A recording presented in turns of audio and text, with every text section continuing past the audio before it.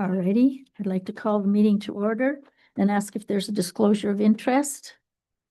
As there is none, I have a resolution to adopt the agenda as amended with the addition of Report 2025-229, which is Budget 2026 Options. And secondly, a letter from Heather Holland, CEO of the Oliver Punch Library, dated November the 26th, requesting interim funding. Is there any other additions?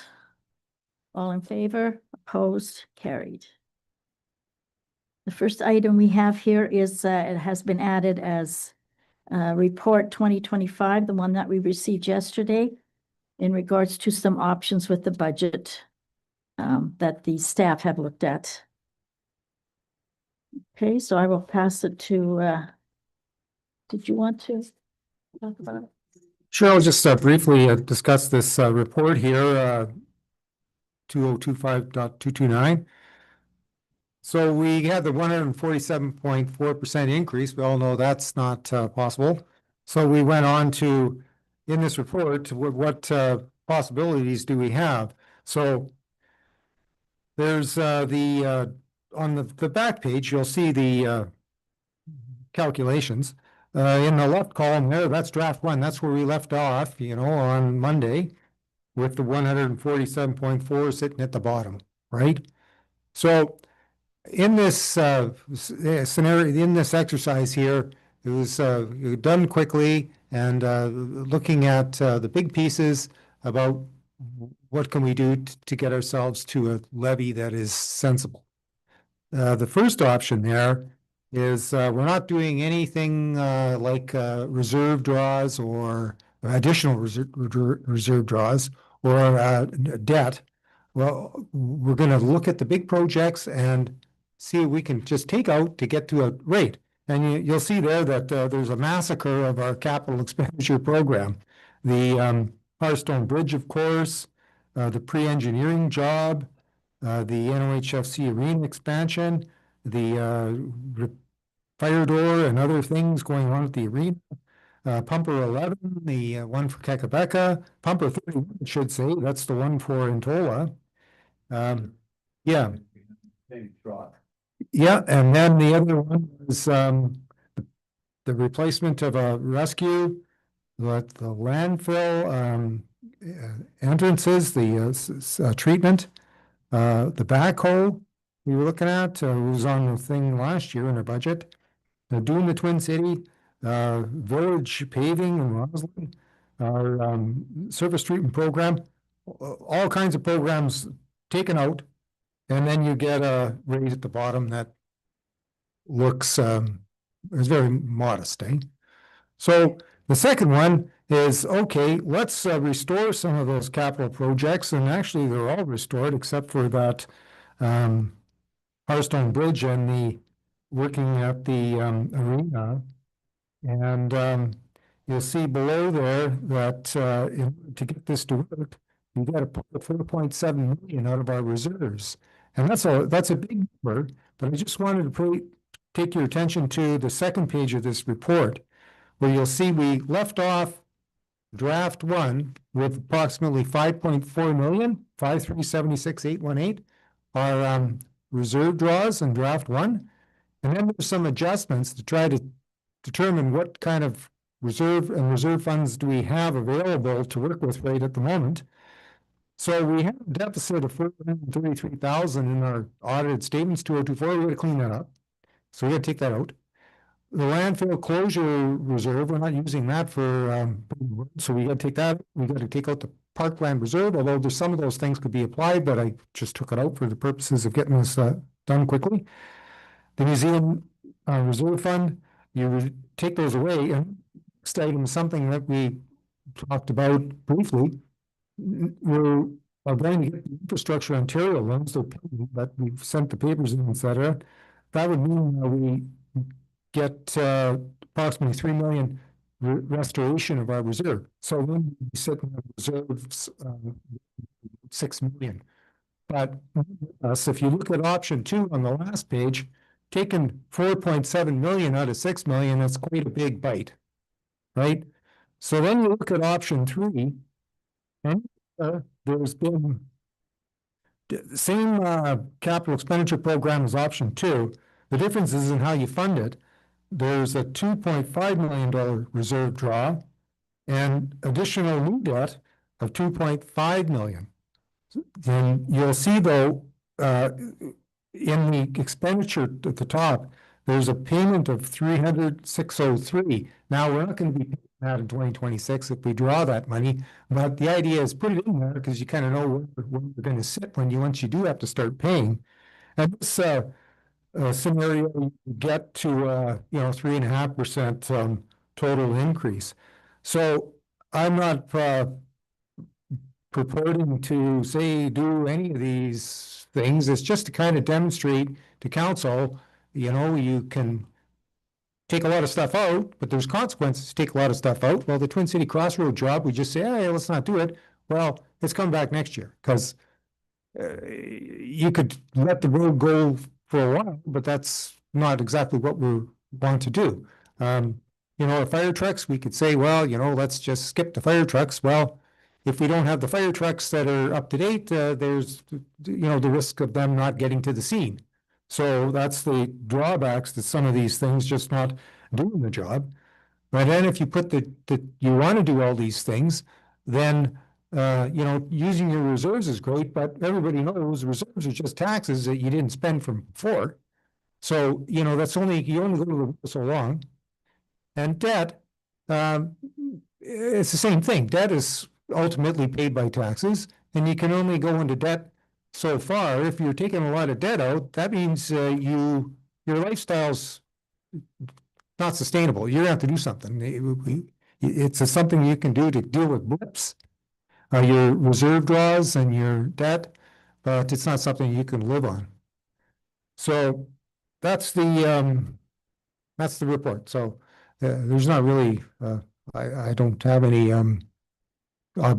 clear communication. You should do this or that. This is just hope to get council thinking about what the what happens if we cut things, what happens if we use debt, all that type of messaging that I wanted to get across. So that's it for me.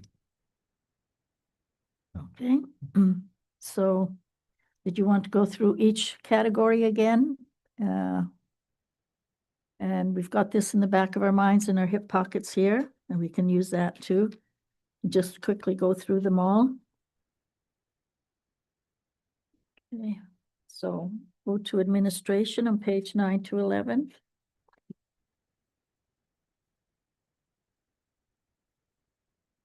Just see if we can talk about some other cuts rather than all the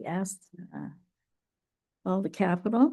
Can I request that we go into a closed session for discussion of the administration budget? Oh, And because I have some things to bring up. okay, And so if maybe Sean and Chris could leave as well, sure. that'd be awesome. Yep, no problem. We can go into closed session. We'll have to pass the resolution and we'll close the doors. And you want to do that at the beginning of the meeting? Yeah, I right? might as well do it right now. Okay, all righty. So we'll pass the resolution. It's being printed out right now to go into closed session, the time being 9:09 a.m. For personnel. Yeah. It is for personnel. Personnel matters. We know what it's going to say. Here, we will get it signed. Yes. What is that? You know it, Great.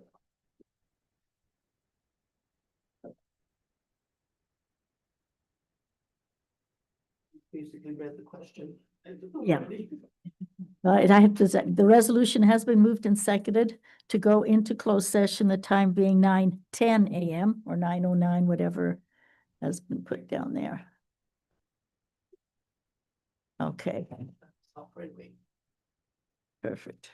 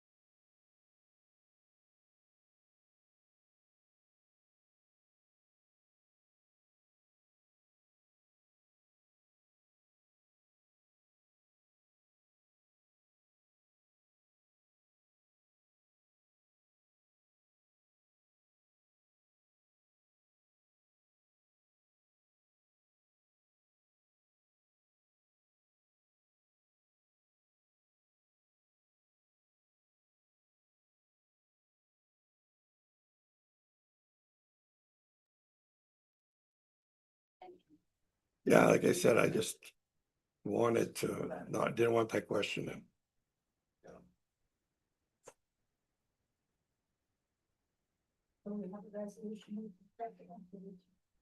Oops.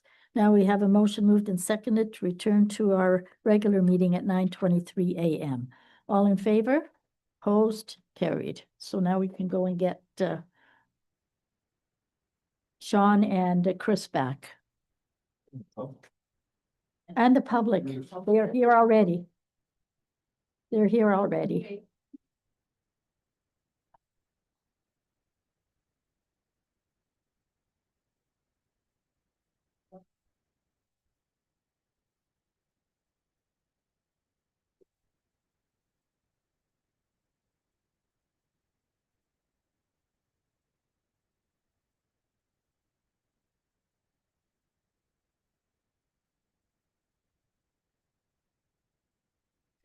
So just as a matter of procedure, I would assume that operating is not something we're looking at. It would be mostly capital, right? For the budget, unless something in the operating. Because most of the time operating just increases by 2 or 3%, and unless there's There are not, there are operating items that are discretionary. yeah, They are a small component, like more than half of our operating are wages and salaries, which the union, which are the percentages are fixed, but right. Okay. Yes, Councillor Viss. I may, just a suggestion that we've all had an opportunity to look at 3 options here and the original one.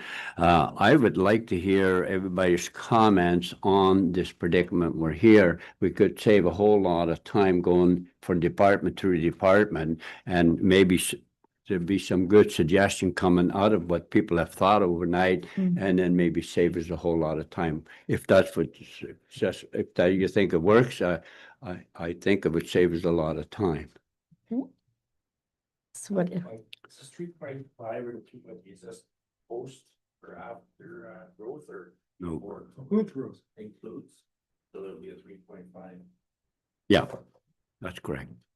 Yeah, yesterday, or Monday, John thought that the growth would be 1.67%. So those figures include that. So it's already been with. so our taxes are basically less than 2% plus growth. Or is it the other way Well, around? one of those numbers there, for example, option 3 is 3.5. So if you take the growth off, you'd have a tax rate increase of about the same, no Oh, less. yes, right? yeah, 2%. 3, Oh, so that 3. 1.83% increase. We had said we would settle for 3, but this is a 1 point.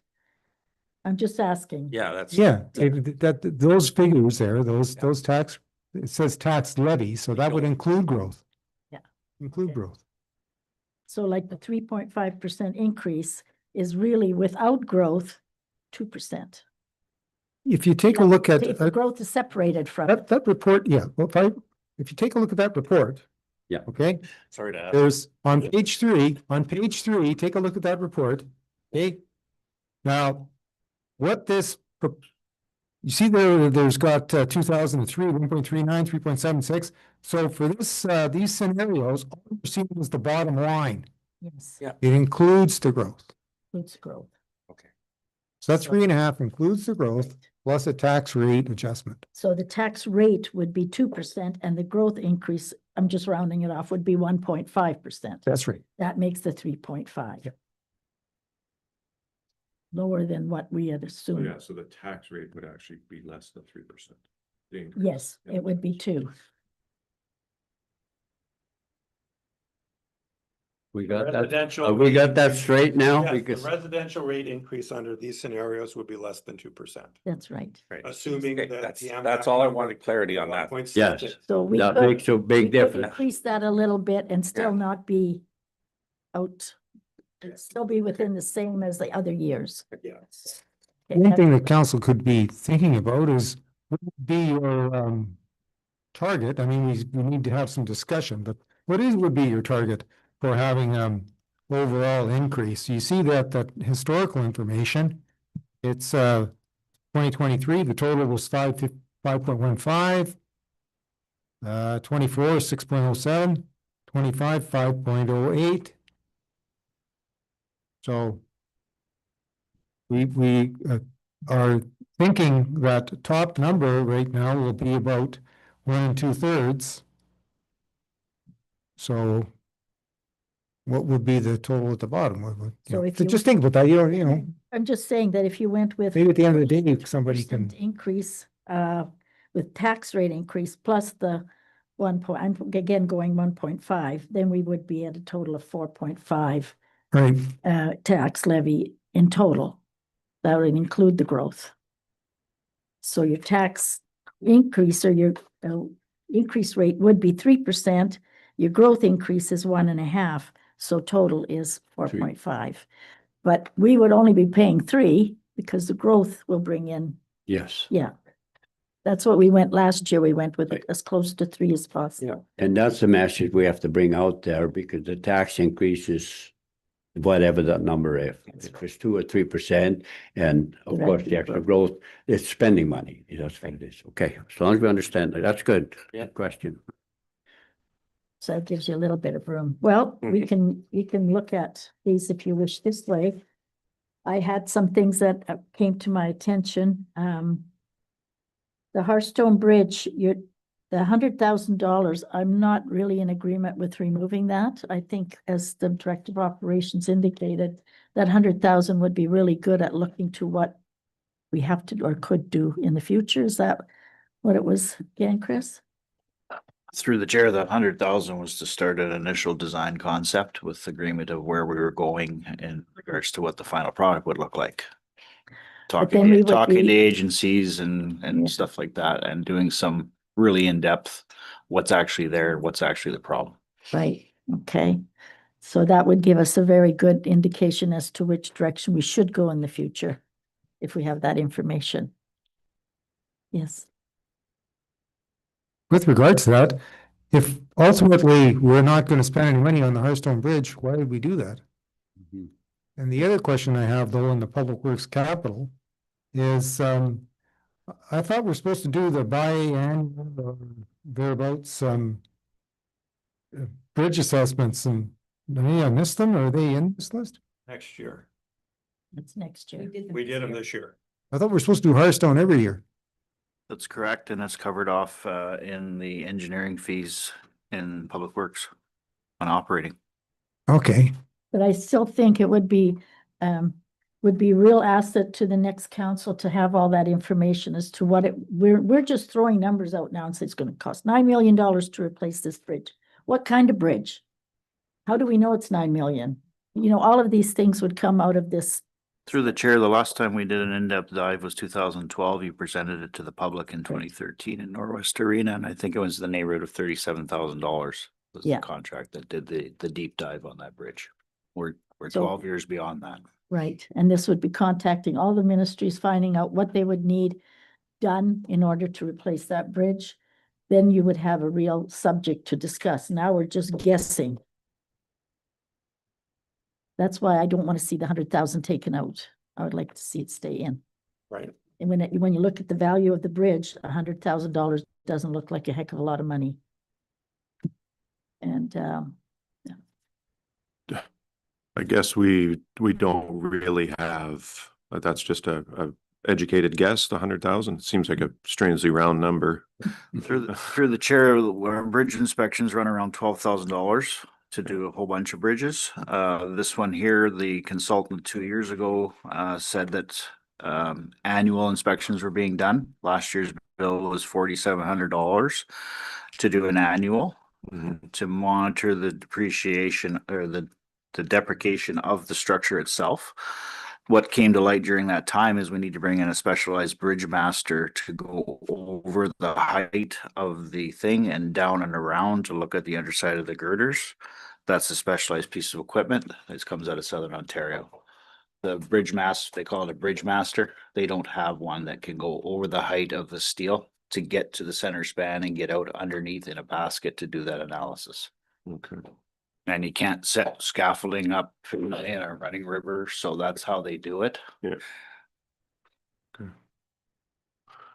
Yeah, so my one concern would be, maybe we spend this money and then if we don't actually do anything with the information we have, what's the purpose of it? But I guess it's hard to know. You would But we then- have the information. Then you would still have, if you decide not to replace it, you would have this information at your fingertips. We would have some explaining why you're not justification. Yeah, going to replace, because now you're going, well, the total price is too much, we're not going to do it. And someone would say, who told you it's going to cost that much?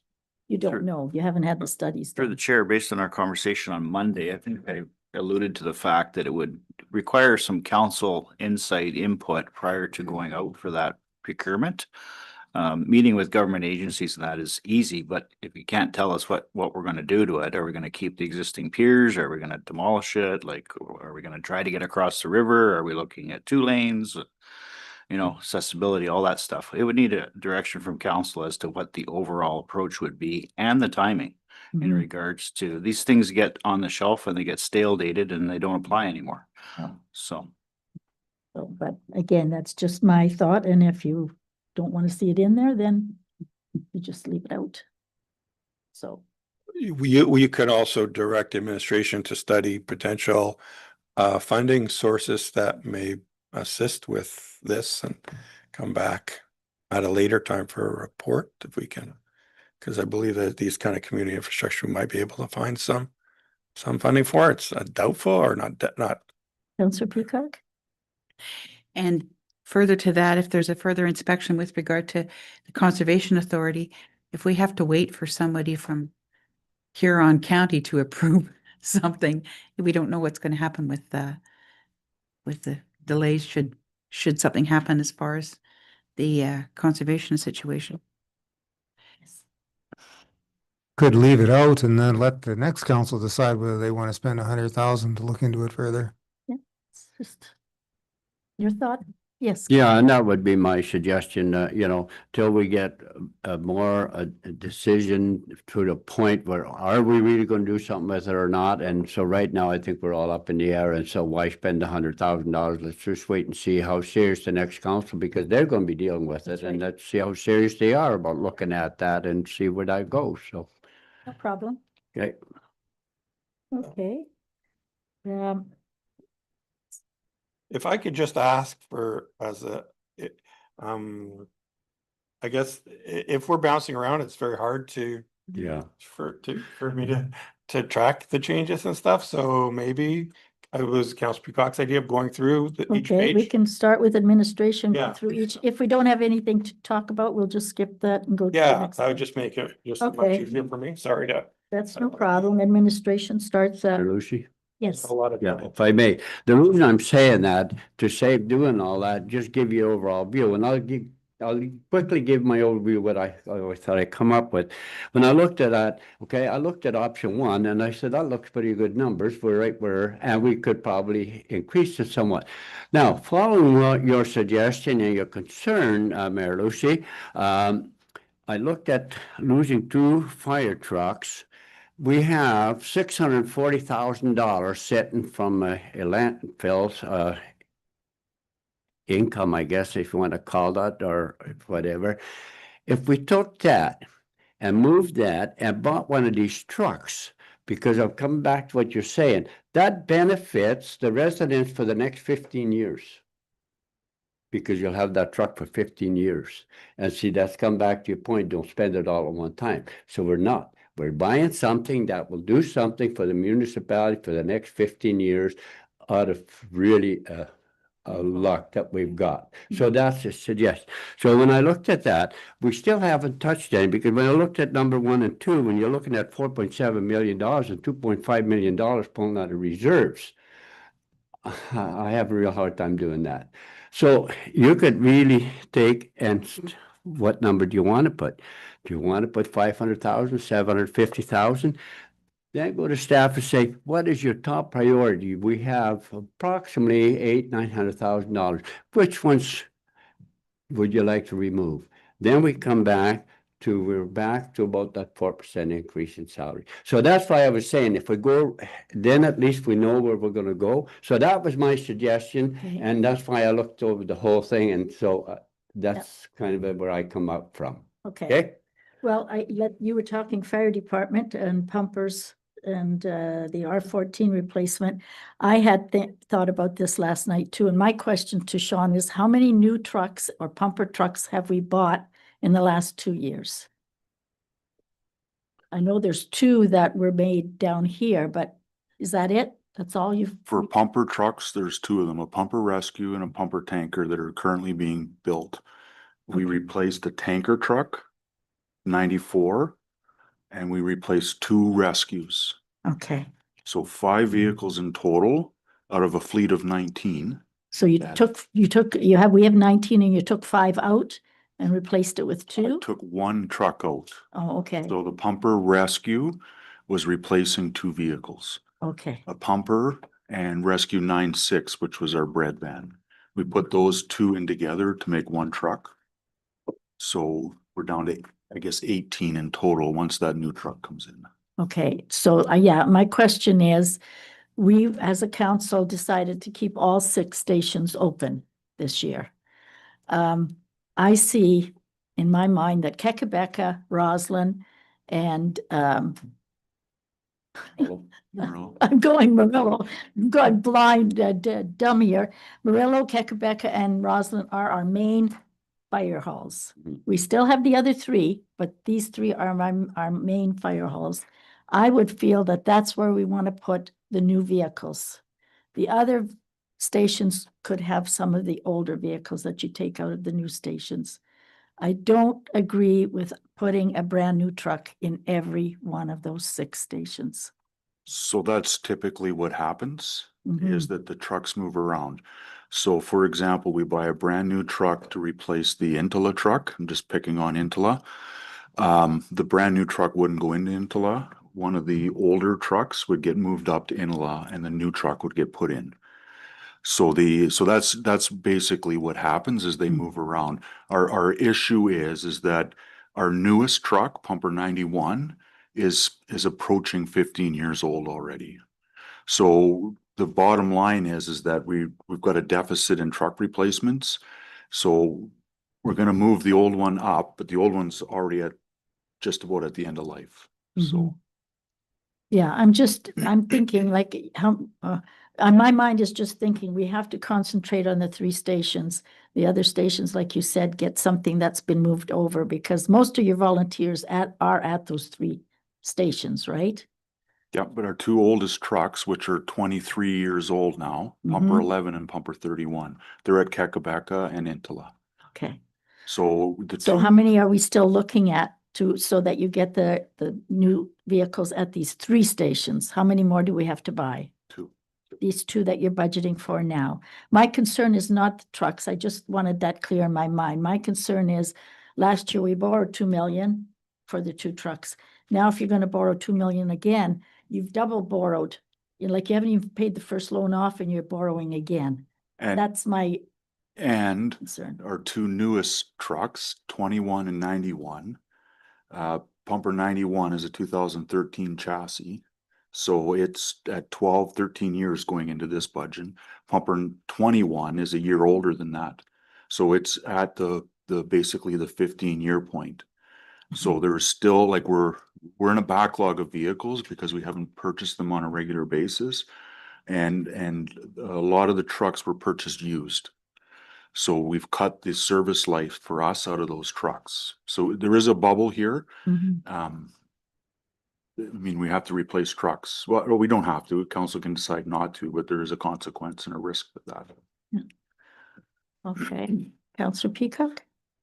Thank you. And further to your comment, as far as the main halls, and those are the ones that should have the equipment in, should this council decide that we need to have the replacement of 14, that would be the command vehicle, why would it go to Stanley? It should go to a hall that would have, the more call out response from. There's absolutely no discussion on where that truck sits. So to say why should it go to Stanley? That's not even on the equation. That's where it was parked because it was typically the chief vehicle, Okay. just like it was parked down in Slate in the previous chief. But Sorry, that would just- replacing it and putting it in Stanley, it's gonna get replaced and then go based on the officers group discussion with respect to the utilization. Okay, that was just a comment that was made the other day, so that's why I just was looking for clarification on that. Yeah, the fire department rolling stock slide that you probably got that information from, is based on where the vehicles currently are. Right, so if pumper 31 is at Intela is replaced, where these trucks end up, that's up to the fire department. So the rolling stock slide that had the Rescue 14 at Stanley is based where the vehicle is currently based. The same with pumper 91 or tanker 94. So And I'd just like to correct it. Right now, Rescue 14 is actually Intela as a response vehicle. So, but the officers group is, once we get a date on these new pumpers and the pumper rescue pumper tanker, the officer group is gonna have a discussion with respect to placement of all the vehicles. We are changing a bit in terms of what we have for trucks. For example, pumper tankers and pumper rescues. So we have to look at the utilization of those vehicles from a response standpoint and a station standpoint. So that in the next year, you're gonna see all of the trucks move around based on some work in the officers group. Yes, Wayne. Oh, sorry, Councillor. Well, Mayor, she just come back, what you're saying. I agree with you that we have $1.2 million in loans on trucks now.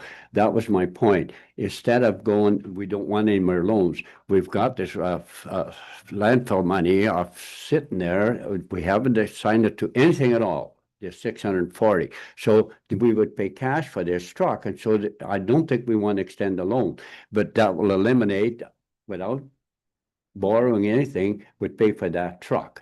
And then it's cleared off. That's for my point. We're not touching money we're investing. It's that additional, which was very fortunate for us to get that. So I thought, well, if we haven't got our sign to them, and it benefits the municipality for 15 years, what more? That's the best way to spend money for everybody to come along. Yeah, it's basically just coming out of reserves then. Yeah, well, we haven't put it anywhere yet, Dan. It's just still sitting there. So just take it and move it into here and buy that one truck. And if Sean says that the pumper is 800,000 is worth more than the tanker, well, then let's take a bit out of reserves and then it's paid off and done. Because I agree with you, I keep telling Sean that too. I can see the day coming where we're going to have either a part-time or full-time fire department. When that day comes, we're only going to need 3 stations, folks, and that day's going to come. I can see that sitting last year on that board and listen to the conversation and what's going on, and I keep going through my mind. I said, well, wait a minute. This can't continue what we're doing today. There's going to be changes, what they all are, but some of that you may want to keep in the back of your mind, whoever's going to be here. So that's why I say then you don't put any loans to it. You just pay the thing and you got 15 years of a good truck. Wayne? Yeah, just what I think I understand what Dan was talking about, what you are as well, Alan. If we look at that report that was done on the page 2, this thing shows some stuff. Now, what it doesn't show is we're getting another 2.5 out of the G. So that number down there is really 8.5. I think that's what you're getting at, eh? Like in 2025. Yeah. We're getting 5.5 million out of OPG. We're gonna send 3 million to one jib. Then we still got 2.5 million left. It's gonna go in our surplus, and then it's gonna be in the reserve. So that number you see there of 6 million is actually 8.5 million. Oh, and okay, I see where you're going. Okay, yeah. Yeah. Okay, well, and you see, my point is like, and I agree with Marlucia, like, don't just blow the money. So this way here, it benefits for so many years to come. So we're doing a wise investment. So that's the only reason I've come up with that suggestion. There is a possibility that you could direct that money into reserve in 2025 to be spent in 2026 as well. That is another. You could do a council resolution at a December council meeting and say we put whatever 800,000 into a reserve for the purchase of a fire vehicle in the future. That's we can increase our beginning balance reserves if you wanted to do that. Where, just a question, if you aren't put it into reserve right now, or haven't, as it's been received this year, where's it sitting? Just in our general books? It will go into a general surplus, reserve at the end of Oh, the I year see. after the financials. But there's nothing saying that you can't you can't put it in. There's a fire equipment reserve right now. There's nothing to say you can't Or you do a could, council resolution to transfer it from into that, put money into that reserve right, yeah, or right you now. could just put it in Or you- working funds. Or you could put it into working funds. Mayor But Lucey, if or, the decision, the Councilor Viss needs to be is, You didn't answer was her received. question. This Where's the we money weren't sitting? received This year, though. right now it's in general. Yeah, in Well, general. that was her question. You Yeah, didn't I answer thought I that. answered that. So, and that, yeah, you have to put it somewhere. You could Yeah. put it into working reserve, whatever. Yes, Councilor Wayne? Yeah, the one thing I wanted to clarify is the number of vehicles we need in the next little while. You mentioned that our newest pumper is almost 15 years old. And the standard fuss for us, where we have the settlement area is 15 years or under, right? And so that's what I understand. So then the next part I've got is we've got two pumpers at Twin City Industrial right now, the pumper rescue and the pumper tanker, and we got a new tanker. So that's 3 vehicles I see. Now, if we're gonna have 3 major stations, That's enough? the minimum is 6, right? It would be 6, 3 tankers and 3 pumpers, right? If we got Not three, following. if we have 3 stations, Kekabeka, Morel, and Roseland, don't we need 6 like new vehicles? Yes. Like, so then our need right now is 3, I see. 1 more pumper rescue or pumper tanker and 2 more tankers, and then you would have 3 new tankers and 3 pumper rescues or tankers. Is there something wrong with that, or what are the new vehicles that we require? I'm just trying to get an idea of that. What's coming up in the next few years? I'm not sure I follow you, Wayne, but I'd have to go through and look at what the requirement is. Right now, we've got 3 tanker trucks. We don't have a tanker truck in every station. One of the things that I'm trying to do with the pumper tankers is to kill 2 birds with 1 stone in terms of the trucks. Intala, Kekabeka, there's no room to put a tanker and a pumper in those stations. So putting a pumper tanker in, it does both of the Yeah, duties. but So, you're not talking about putting a new one in Tola. no, well, We again, don't I have have an to go extra through the pumping tanker. officers group on it, but what I see happening is we earmark a pumper tanker to replace pumper 31. Pumper 91, which is a pumper tanker, which is our newest truck right now, would move up to Intala. The new one would go into a station down south. It wouldn't go into Roslyn where it's stationed right now, No. because that's gonna be the pumper rescue. So then we would decide where that new pumper tanker goes. So it's a much deeper valuation of all the stations and the responses in the trucks to do a bit of a plan on that. I can't speak to that right now. No, I'm just trying to, in my mind, we're seeing every year now, or last year and this year again, this equipment, and I'm thinking, okay, if we have 3 main stations and those are the ones that should get the brand new equipment, then how do we? Agreed 100%, but we have to think of it in 6 stations with 6 trucks. Where they're actually positioned is up for us to decide. To say we need 3 new trucks in Kekabeka, Roslyn, and Murillo, it's not really that simple. When we buy a new truck, we would look at putting it into one of those stations based on the truck we're purchasing. And where they move around from there, it doesn't matter. So we replace the one in Kekabeka, for example. The one in Intala is still 25 years old. It's past its life. And for us to keep track of the trucks, we just call it the Intala truck. That's pumper 31. It's in Intala. It's at this age. It's got to get replaced. Where it moves to happens after the fact. I don't know if that makes any sense or not. Well, Probably not. currently, we have We have a pumper and a tanker Murillo that are vintage 2012. And then we have It's not, the tanker is an older chassis. It's new to Yeah. us. For fuss purposes, it would be classified as a 2012 model year, based on in-service date, from the information.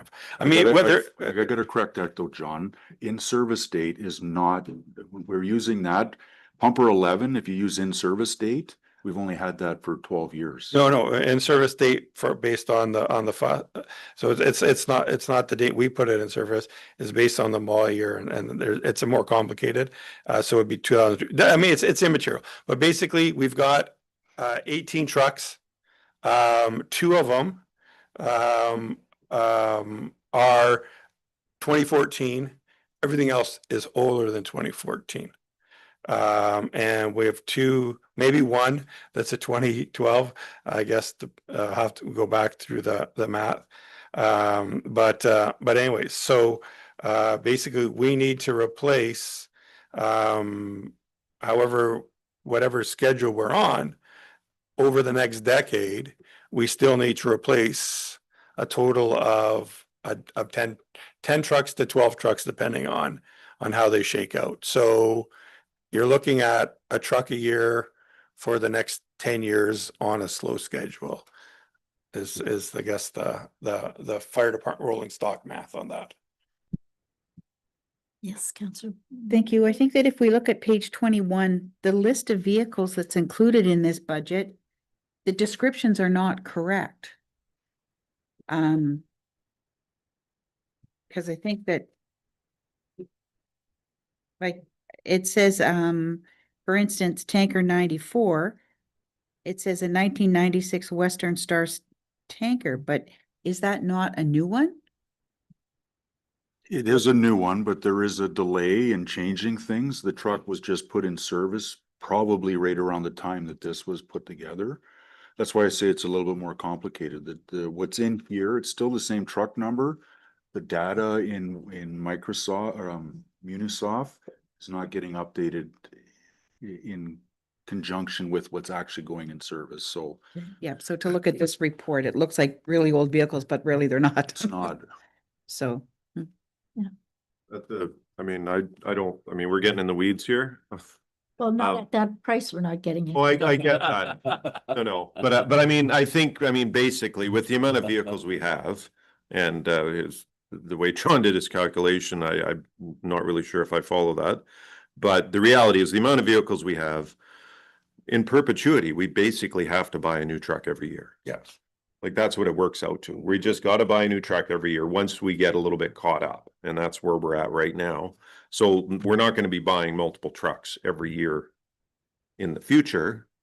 But right now, the justification can be made that we do need to be buying more. So, correct? I think that makes. And if we go back to the Fair to say. 2011 master plan, the first one that was done, I think that was one of the recommendations is that you essentially have to buy a truck every year in order to stay ahead of your aging out. Yeah, we can pretend that's not going to happen, but that's time marches on, right? So. Right? Earlier, Lucy had mentioned the idea of having the trucks follow the 15-year fuss rating in the 3 major stations and having a older truck limit in the other 3 minor stations. Those council think that's reasonable or not? Because we could work on that basis or work on the basis of all 6 stations need units that are 15 years or under. Councillor Vitt? Well, you make a good point. In order to do that, we should have that information that's available. Now I'm just quickly remembering in my mind from those meetings that we had during the year, Stanley only had 2 fire calls the whole year. Okay. I think in total had maybe 1 or 3, I can't remember, but they had a lot of rescue on the highways, fire calls on the vehicle. So unless we have that information, how are we going to decide what truck is going to go where? Like for 2 fire calls a year, does Stanley need to have a truck at all?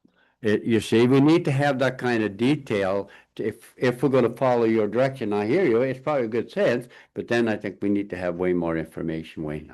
And it's available, definitely it is. That can change in a minute, though.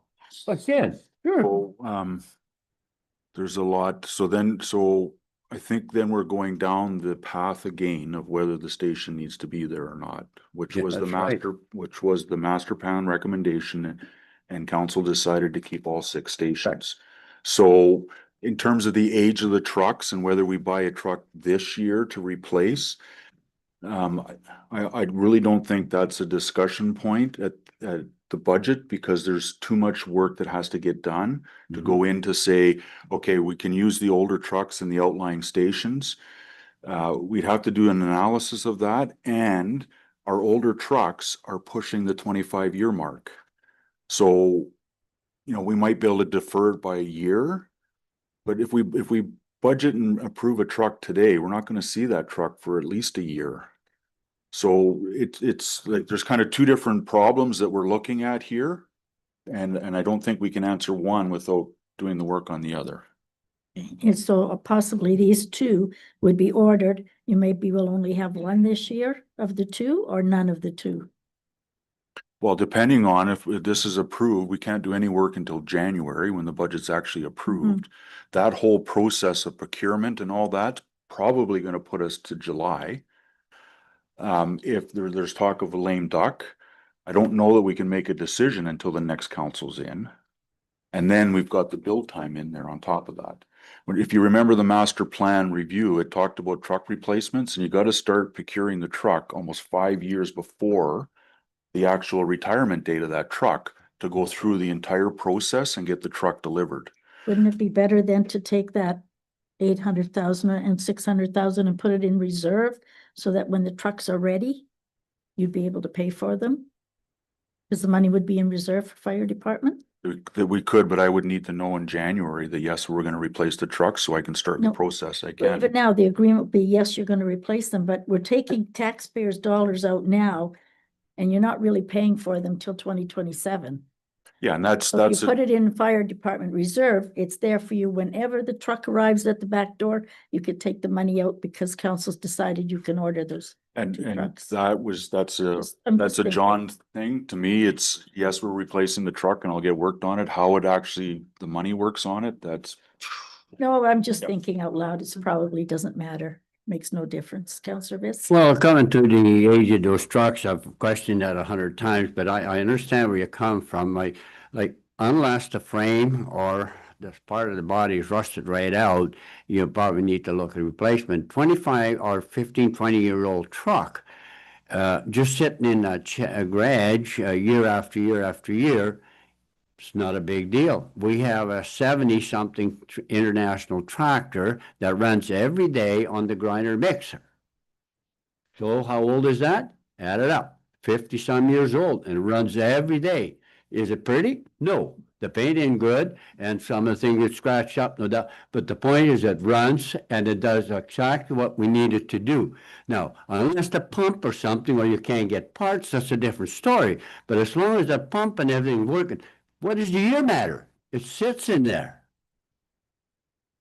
Mileage on. and nothing.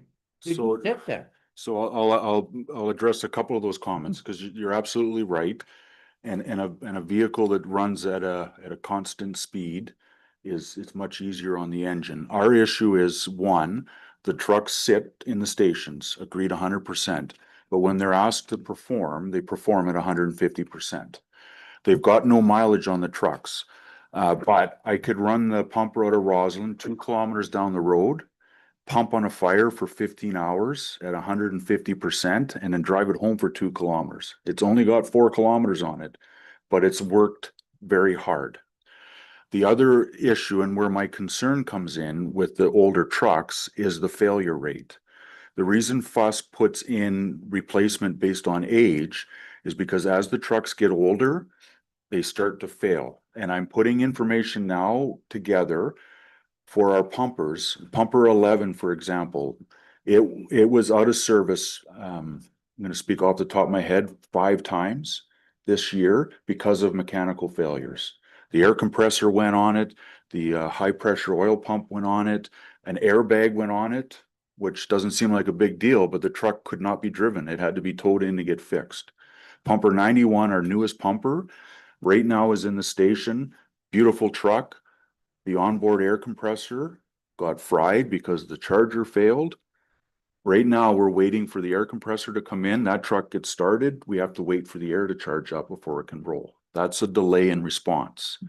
So I get the trucks are low miles. They look really well, like they look brand new. But as the risk of a failure starts coming, then we can't respond effectively and the municipality is exposed.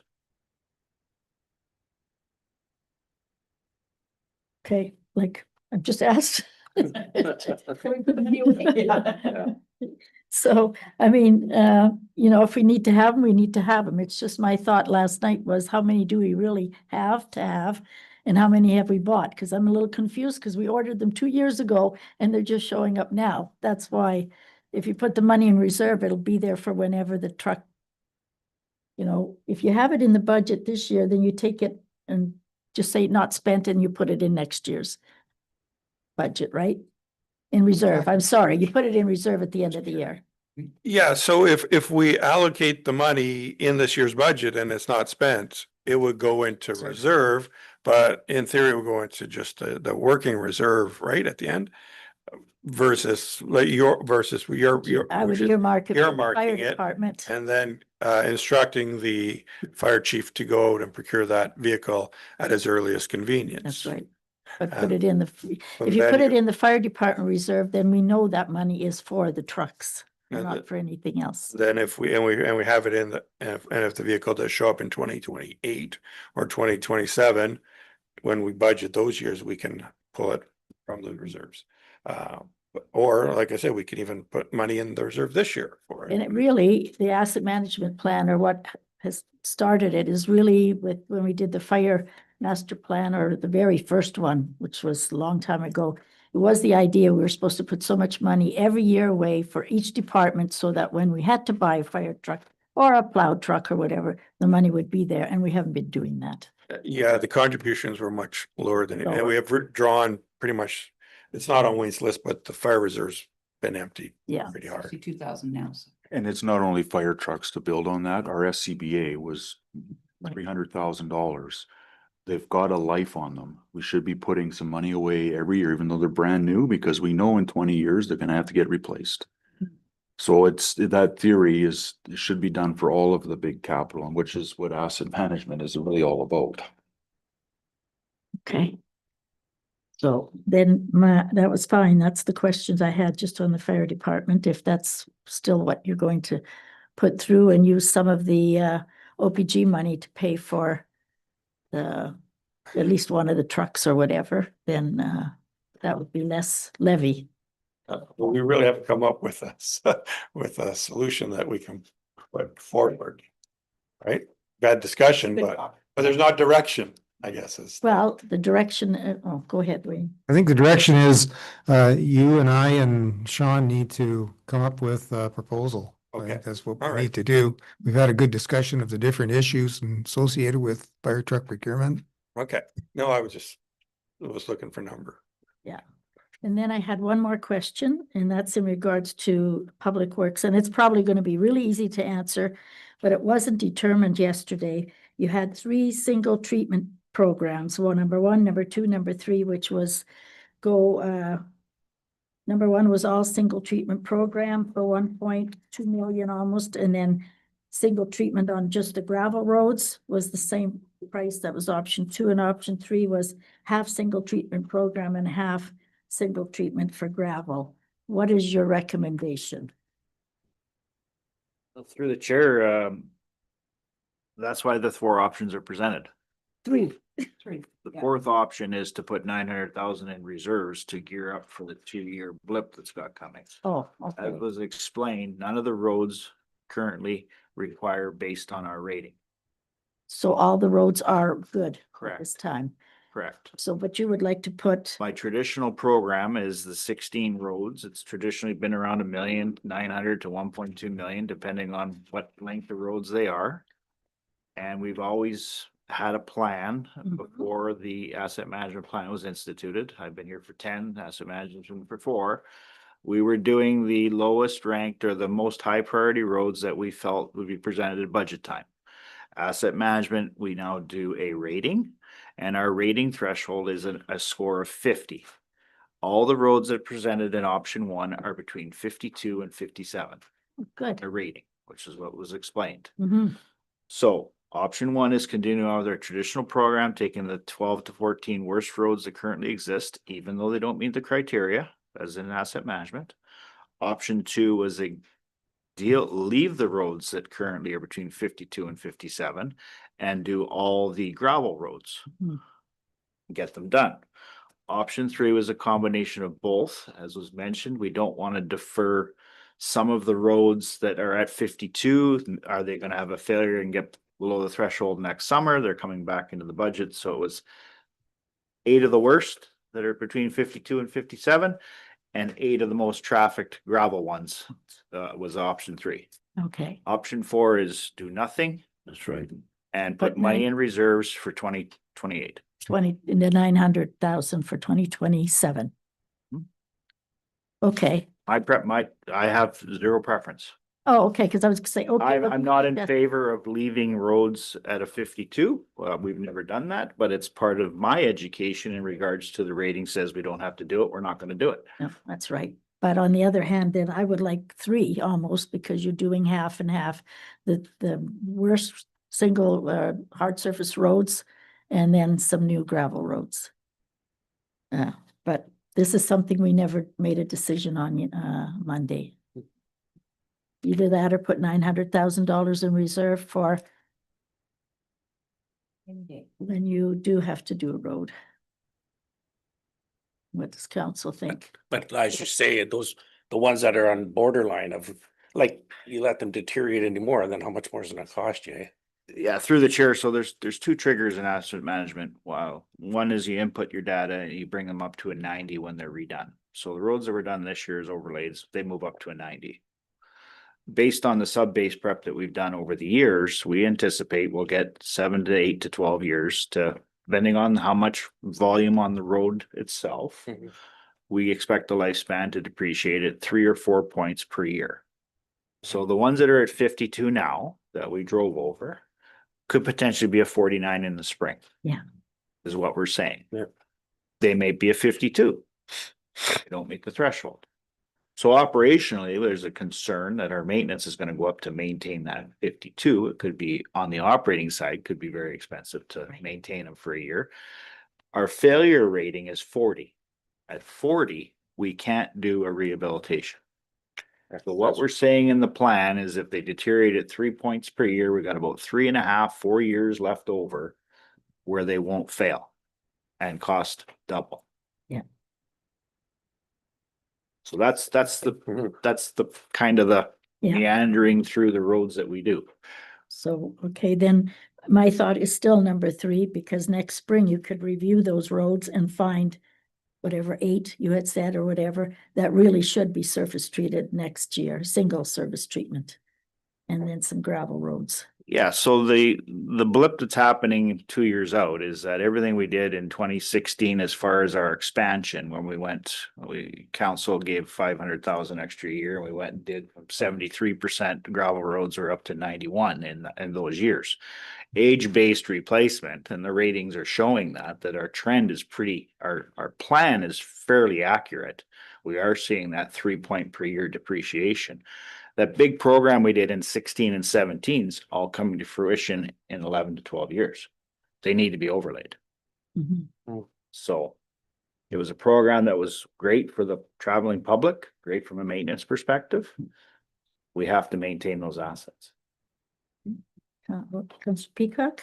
Thank you. Now, do you anticipate that if you do the single surface half program and half the single surface treatment for the gravel roads, do you anticipate that there's going to be required maintenance, whether it be culvert replacements and more work to get those roads prepared for paving or? Through the chair, every option is from the ground up. Okay, Pitching, culverts, guide rail, signage, gravel, shouldering, everything. okay, thank you. Any other thoughts on that?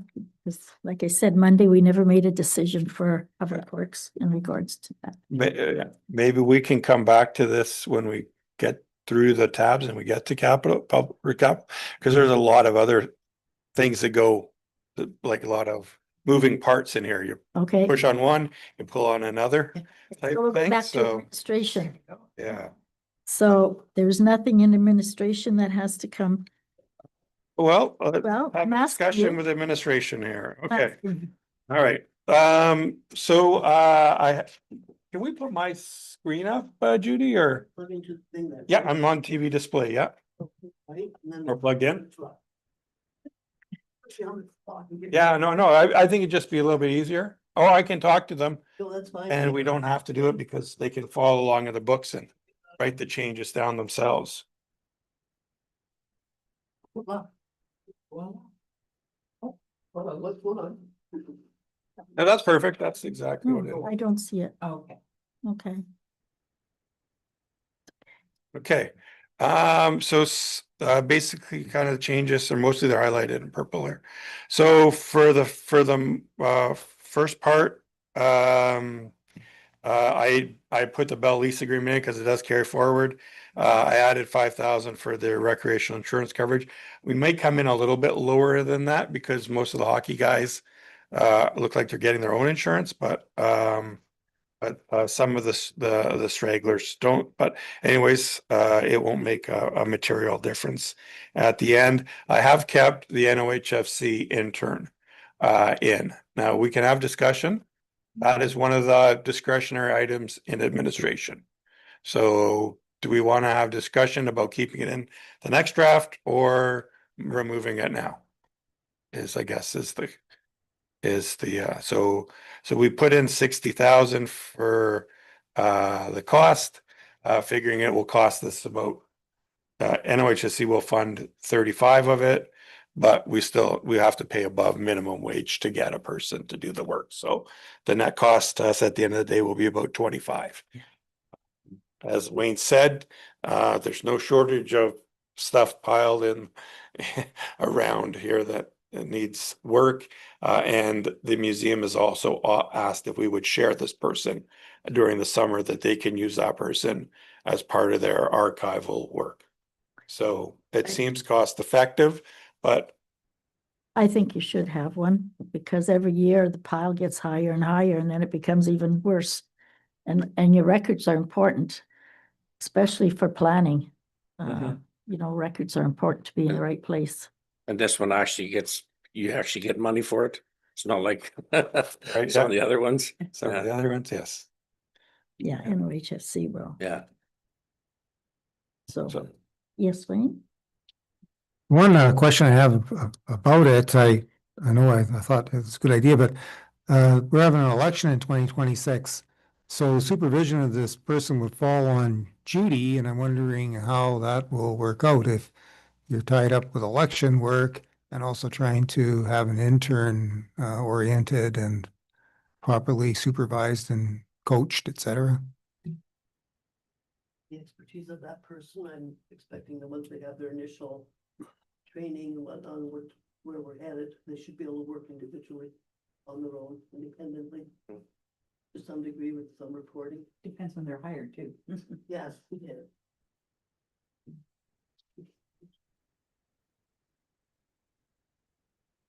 So, did you want to leave it in? Well, so what are we putting in? 25,000 or 60? 25. Okay. Well, the net is 25. So if you looked up Yeah, at you get 60 and It's as 60, it but is. you get 35 back. get 35 back. Yeah, 35 is in the income revenue. Oh, you got that in already? Okay. Yeah. So Oh, yeah, I see it, 35, yeah. Councillor Peacock? Thank you. One question with regard to the revenue. Do we have any idea what we can put in the JIB investment now that we've been accepted? well, we talked about this Wayne and myself, and we had broader discussions within the group. We felt that we should leave this out because we're going to keep the money in the fund Yes. to grow. So yeah, although we will recognize income, it's not really income that we're gonna pull out and spend on it. So it would just be an account, right? So the income's gonna grow in the fund. So that income will go, instead of to a line item expense that you see here, will be recorded as an increase in value in the asset. As the simplest way to look at it. Oh, that's the what that you're putting away? You're Yeah, investing the what? 4 million that were, or 3 million, 3 sorry, million? Yeah. that we're putting away. So, I mean, yeah, if it would be, if we get, 8%, 250 grand.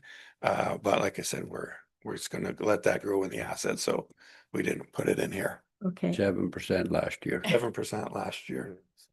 And one further thing, sorry, Yeah. for the revenue, you were going to come back to council with a proposal for increase in fees for Yes. tax and BIC, but that reports to further. The tax certificate report is done. Mhm. But I was going to incorporate it as a part of the larger review. Okay, But if you wish, I can send it to you and you can include it in the December meeting coming up. And make a vote simply on the tax certificates, if that's what you wish. I think that there are other departments that you were looking or proposing for increase as well, So so we're gonna, yeah. perhaps all at one time would be better off.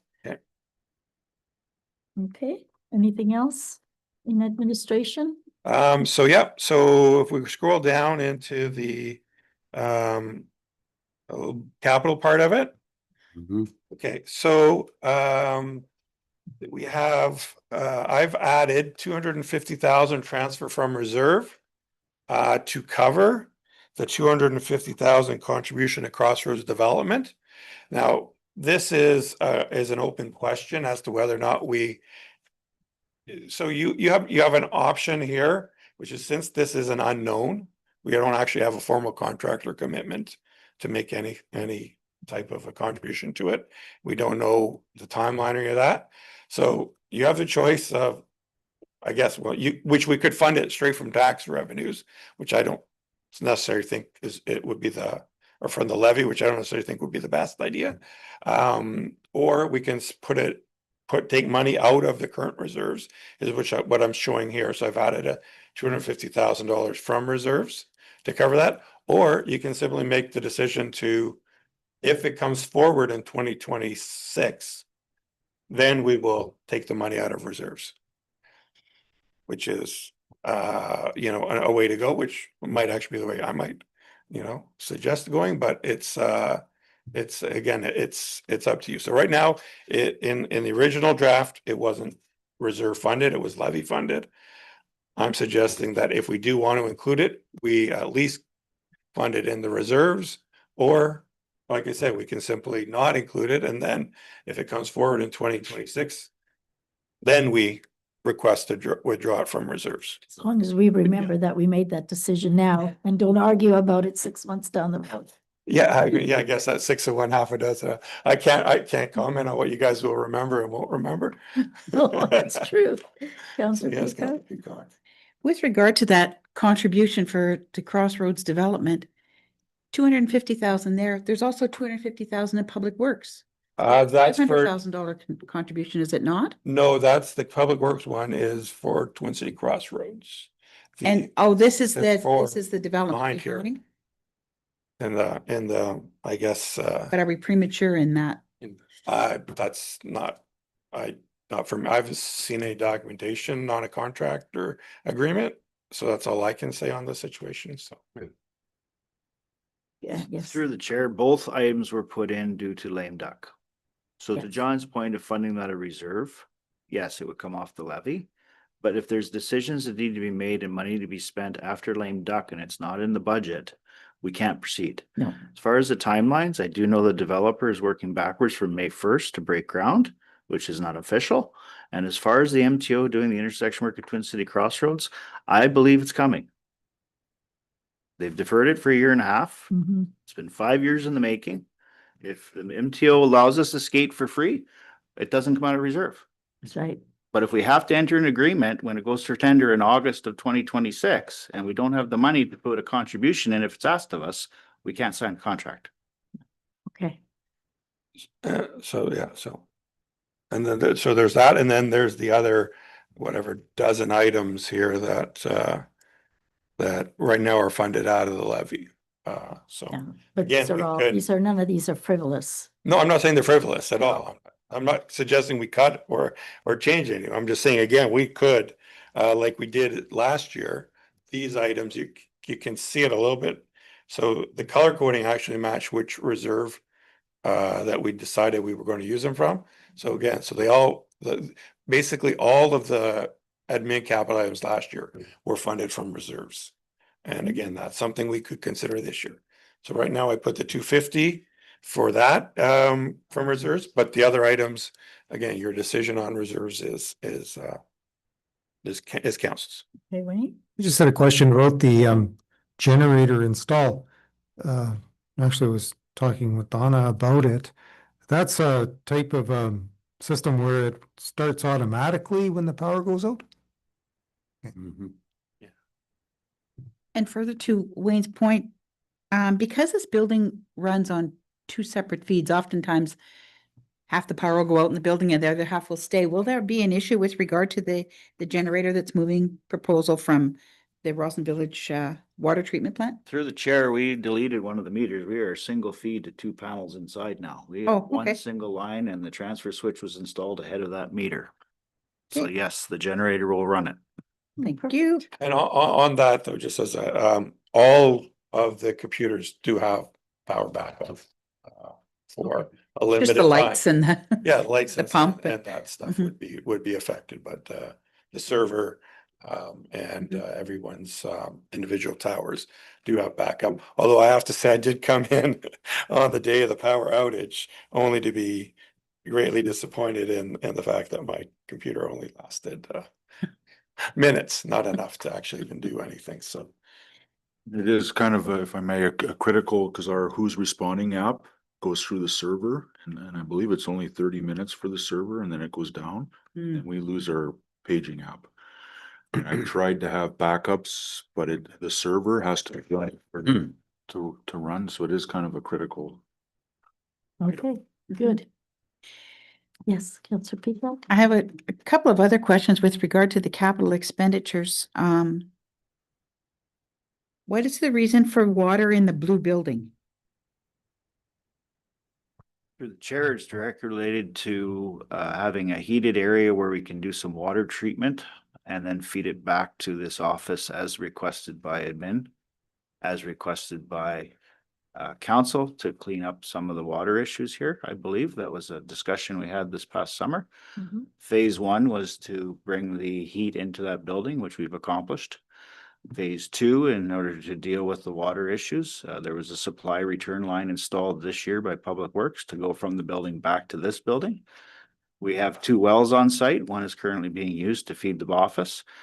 And the other well would be capitalized with a new pump as shown in the description. We would take that feed from that well over to the building, do the treatment because it's heated now. We can have 2,000 gallons inside to try to clean up the water here and then bring it back into the building. Okay, Okay. perfect. And then with regard to the airflow study, would it be beneficial to have the extension to the back door building done first before the airflow study is done? Through the chair, that area is presented in last year's budget, which was over budget, canceled, included an electric heat in that dormer area. So to me, it's a supplement to the air study that's required for the overall use of this building. Right, okay. Thank you. Any further questions? No? Then we will go to, building inspection. Do you want to talk about that at all? Agencies. Building and plumbing, we don't have to talk about the agencies. They've given us their bill and we have to pay it. I realize it's just minimal, but the letter that we received for the food strategy, I believe it was for $3,000. We have 3,600, so that was the yeah, I had increased it. I can put it back down to $3,000 if that's what the request was, so. sure. It says, I just assumed that since food prices gone up, they would ask for more, but if they don't want to, then. Yes. So in the report that we have so far, that Crossroads development is going back for a second. It's coming out of levy, so are we switching that to taking it out of reserves? I had put it into reserves. Yeah, again, no decision was made as to. Yeah. I think that would be. 250,000 from reserve. Does that, okay, Yeah, that and could- the other, Not happen. and the other items, capital items was funded They were- through the levy? Yes. They're all fixed. And then building and plumbing inspection, I think that one was fairly straightforward. So I did actually go back through, there is a change, sorry, for some reason I have it highlighted in blue on the screen, but it should be purple, I'll just fix that. I did go back through based on what we just discussed, and there is a slight increase in building permits, so it went from 70,000 to 84,000, which reduced the reserve draw from 29 to 16. Okay, Okay, that's good. and then the other small change we discussed was overlap for training of the support person for planning.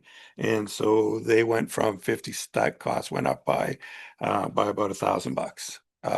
Only because only a portion of her salary is allocated to building. So that's 57,000? No, there, as you recall, the planner said the contract expires for that individual. We're gonna replace her, but we're gonna have 1 month where they're working together so that we can train the new person into the role. Okay, so That's the plumbing. That's the that's 1,000 the, extra, that'll be an open position then. Okay, so. And that's in the building and plumbing inspection? Yes. report? Okay. Bylaw enforcement?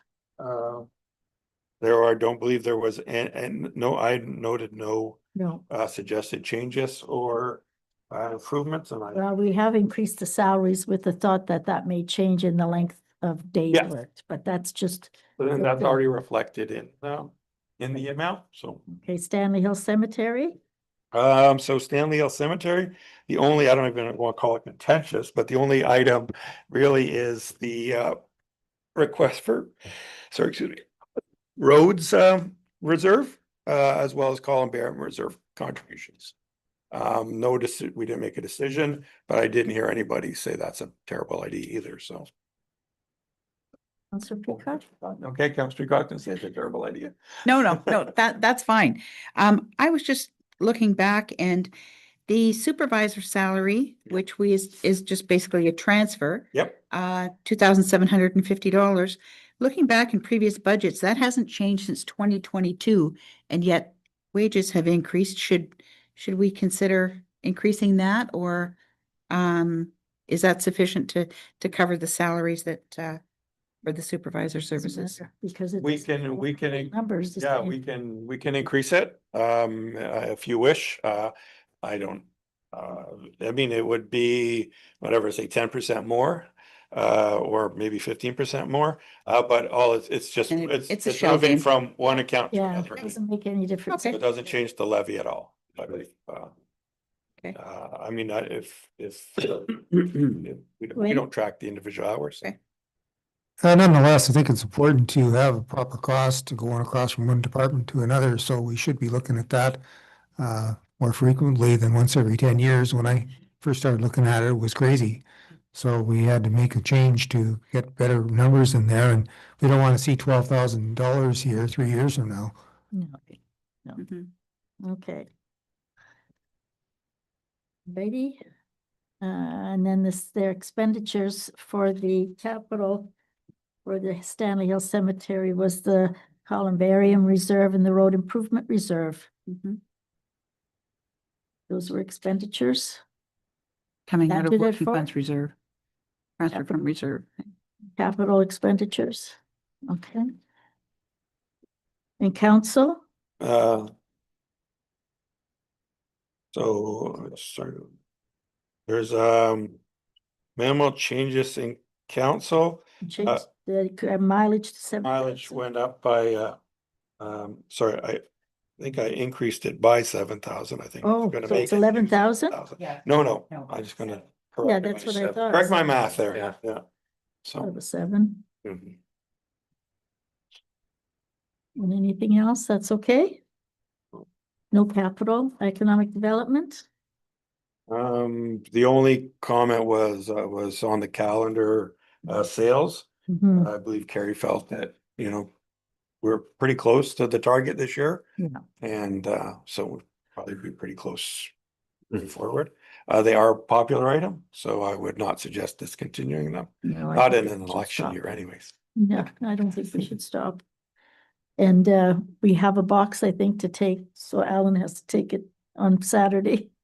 with the For the tea seniors fee. You're not coming? next week. Yes, I'm coming, Oh, but it's too heavy for me to carry. I don't, the box has to be here because I don't have the box. No, you gotta come here and get it and take it to the.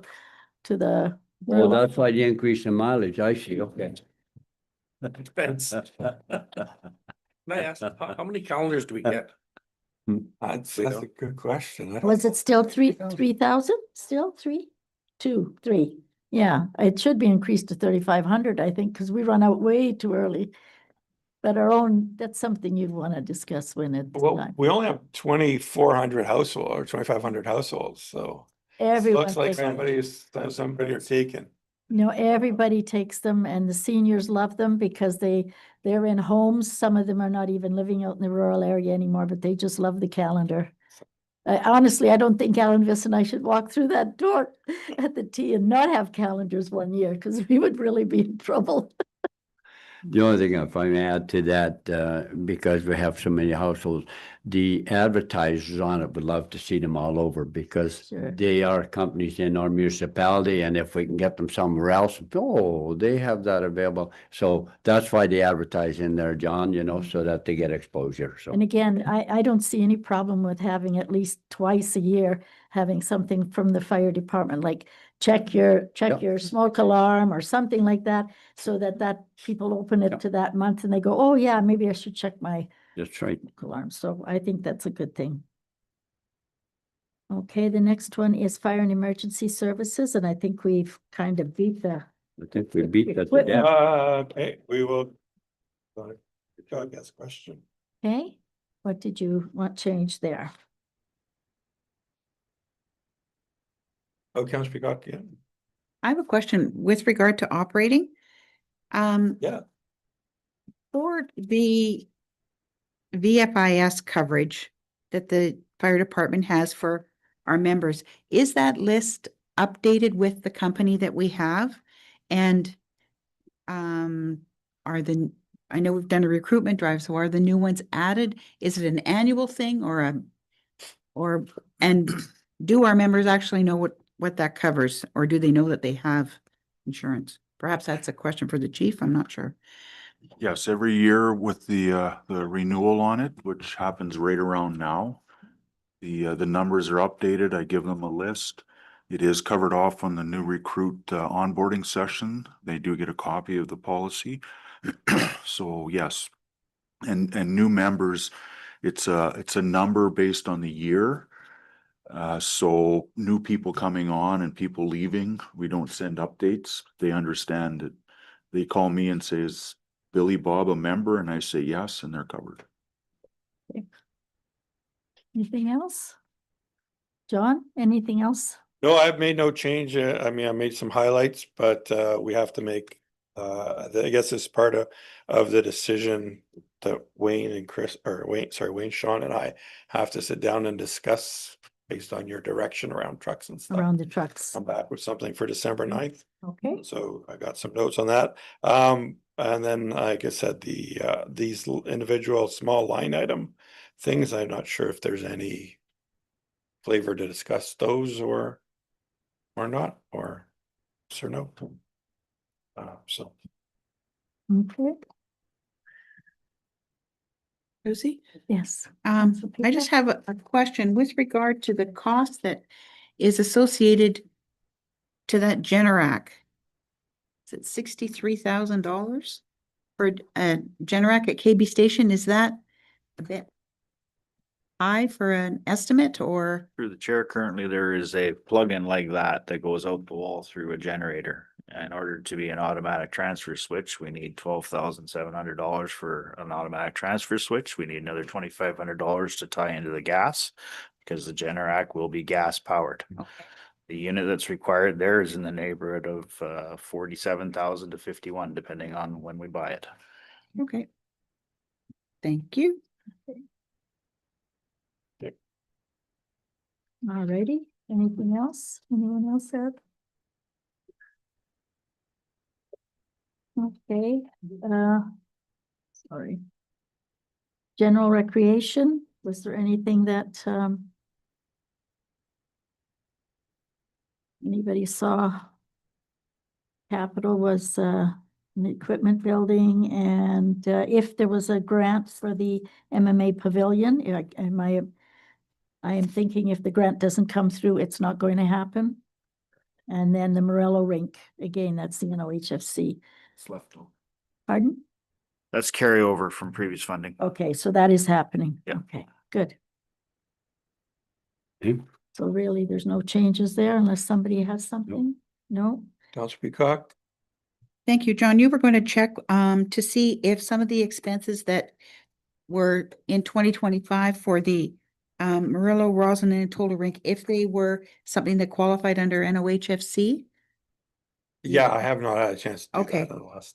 And then that yellow fencing that, or fencing cover that was out the back, whereabouts is that to go yet, or is it all installed? So far, everything's installed that we had an immediate need for. We're looking at other options to do with it. There's still Okay. 2 fields left in Kekabeka that could be done, but they're underused at this time.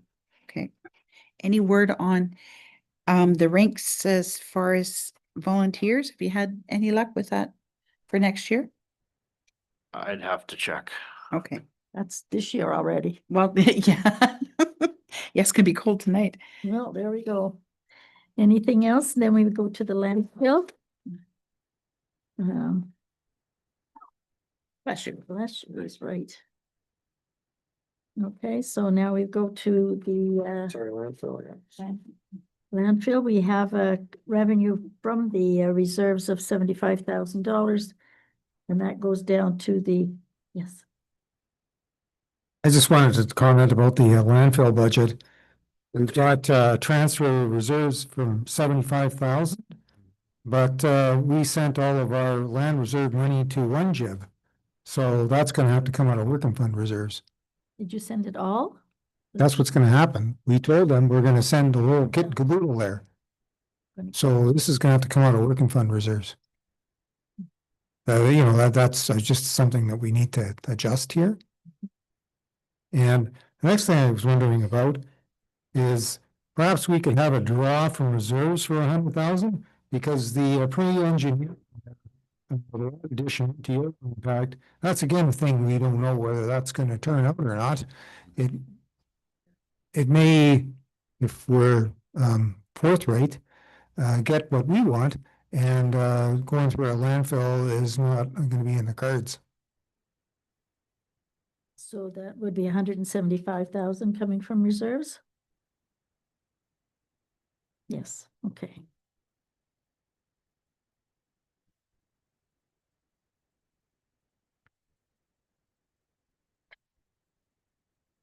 Yeah, I'm sorry, go ahead. Sorry. On the operating portion of the Yep, landfill, you had mentioned at the time last week that or earlier in the week, that the roll-up door was in the wrong line item. I'm just wondering. yeah, if you look here. in the- Okay, sorry, that went past too quick, so I Yeah, sorry. didn't see Yeah, that one so you there. can see I moved it down one line, And as far as, and I removed the property tax PIL for the north. So- right, okay, Okay. good. Sorry, I didn't highlight that. I will highlight that. Okay. And anything? as I'll far check as, on the south. sorry, okay. Check the status on the south. On the south, okay.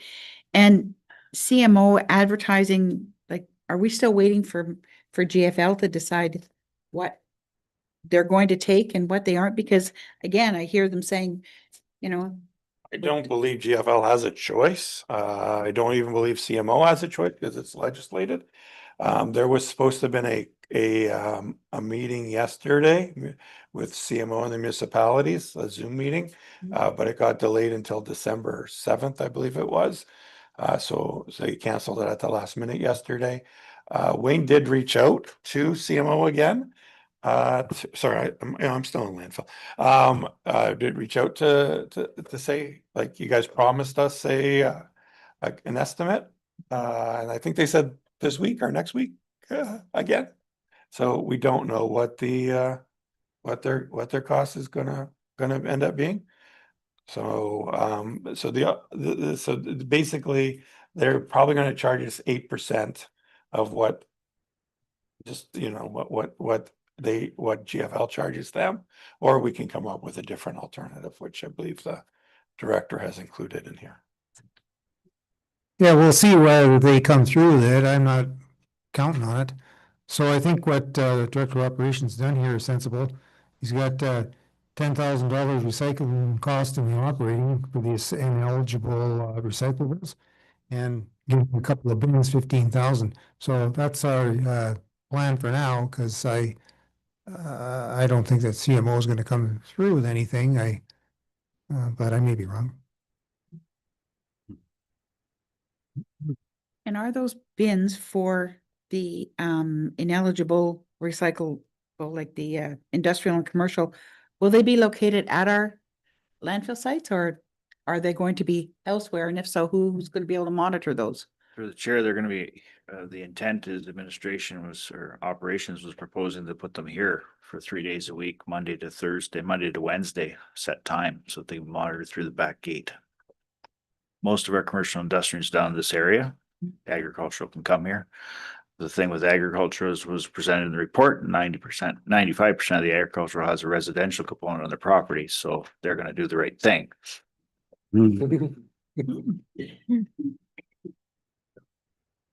Okay, anything else? Library?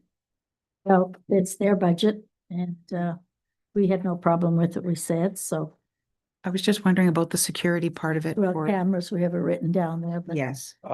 Yeah, I haven't, No. it will take, TVHL. I haven't even reached out to them yet, but it'll take them a week Yeah. or two Wow. to get the numbers. Livestock kind of covers itself off, more or less.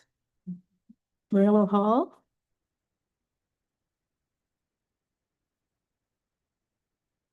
Anything anyone wants to?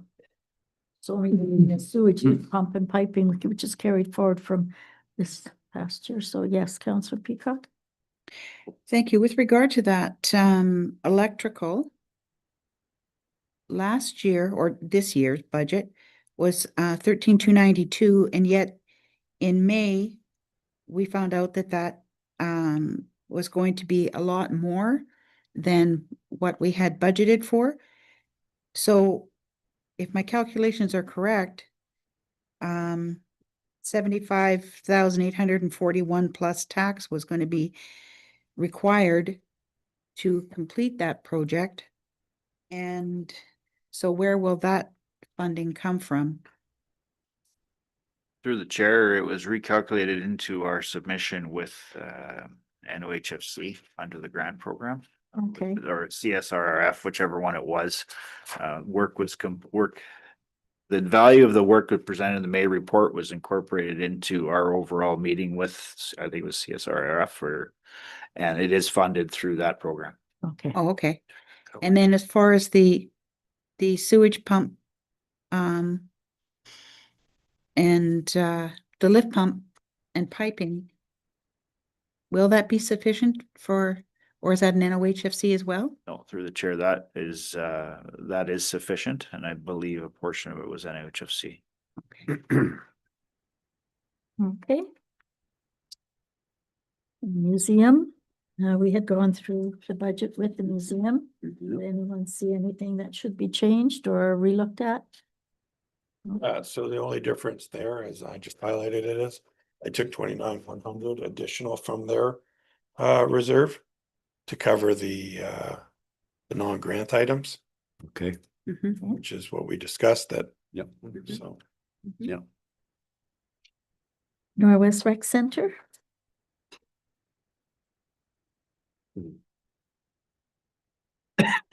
So with Norwest Rec, again, we haven't, this is,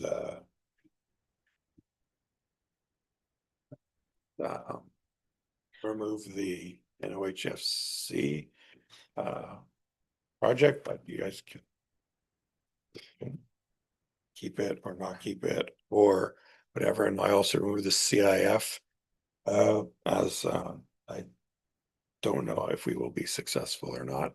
And there is a requirement for 50% contribution on our part if we are, so I don't know. Councillor Peacock.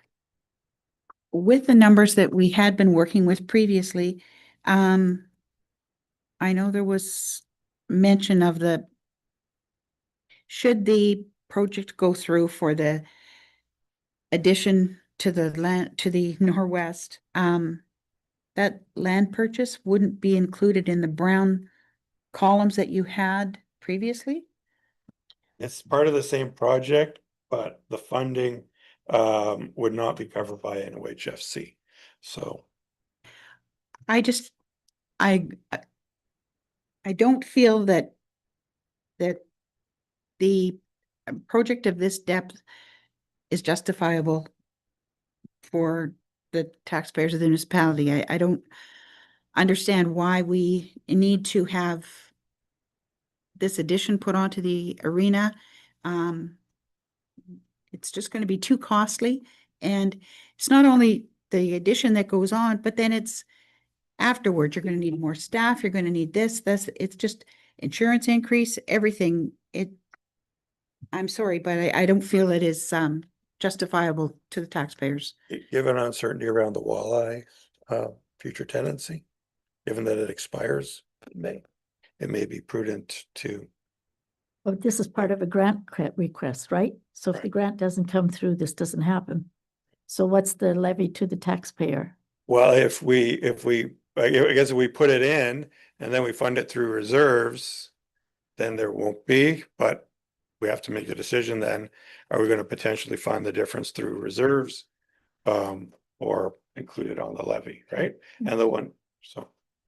Through the chair, the report that brought this up was presented last summer, last spring.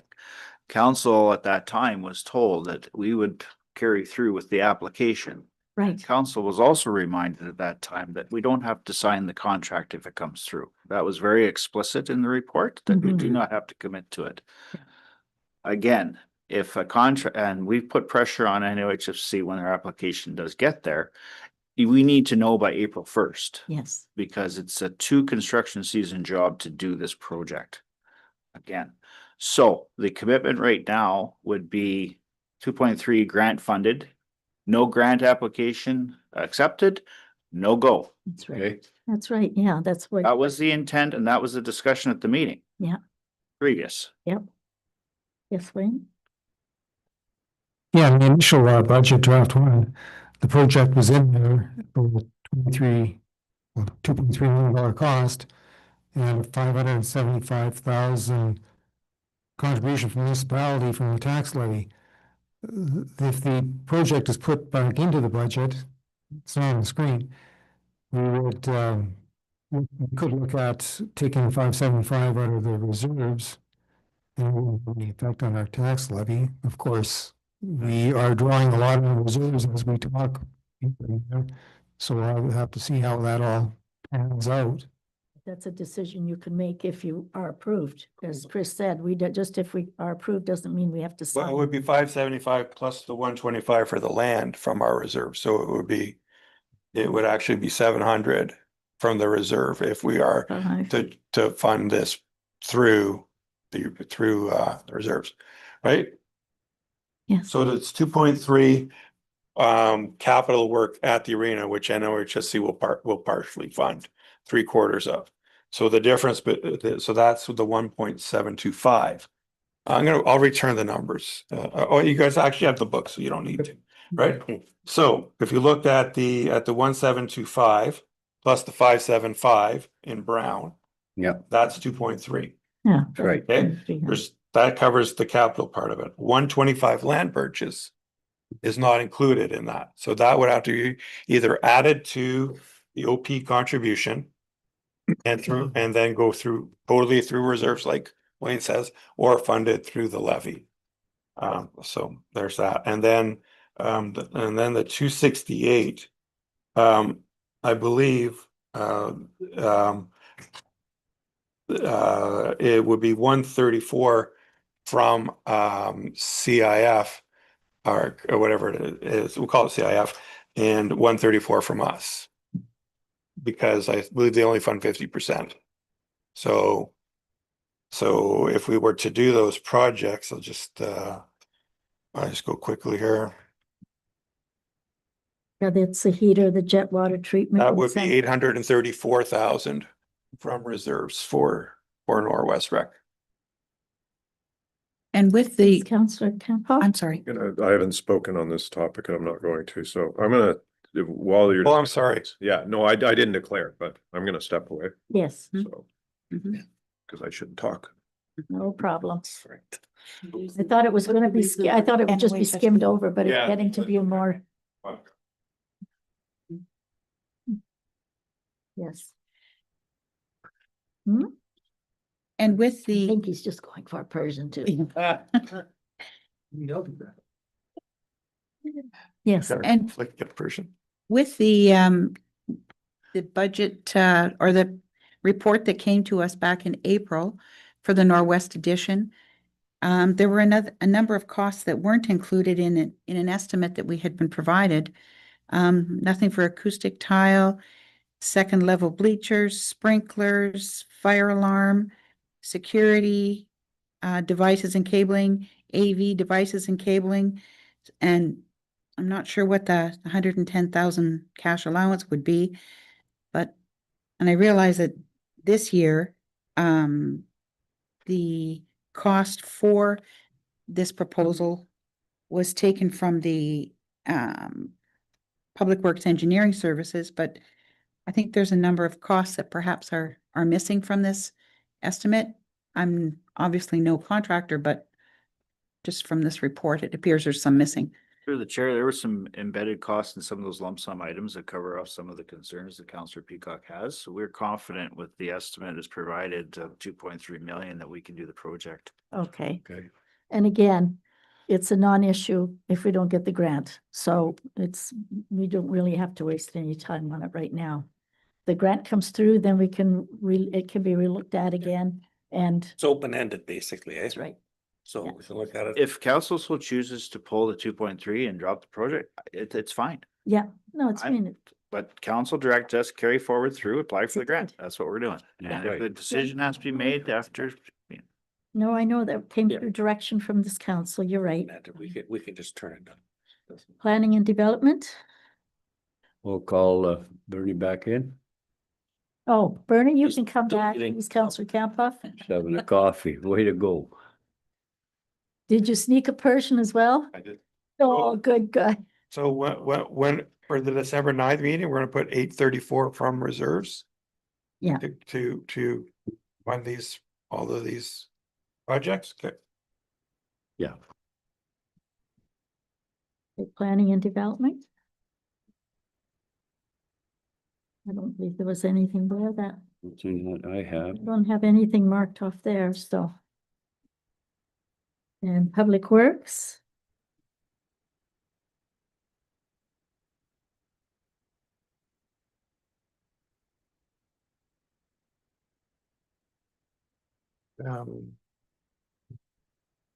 I don't believe there were any discussions on individual line items of Public Works. We didn't Except get to that removal of the level of bridge, detail. except removal of the bridge. That's capital, that's all separate. Oh, I'm So- sorry. Yeah, so this okay. is just No.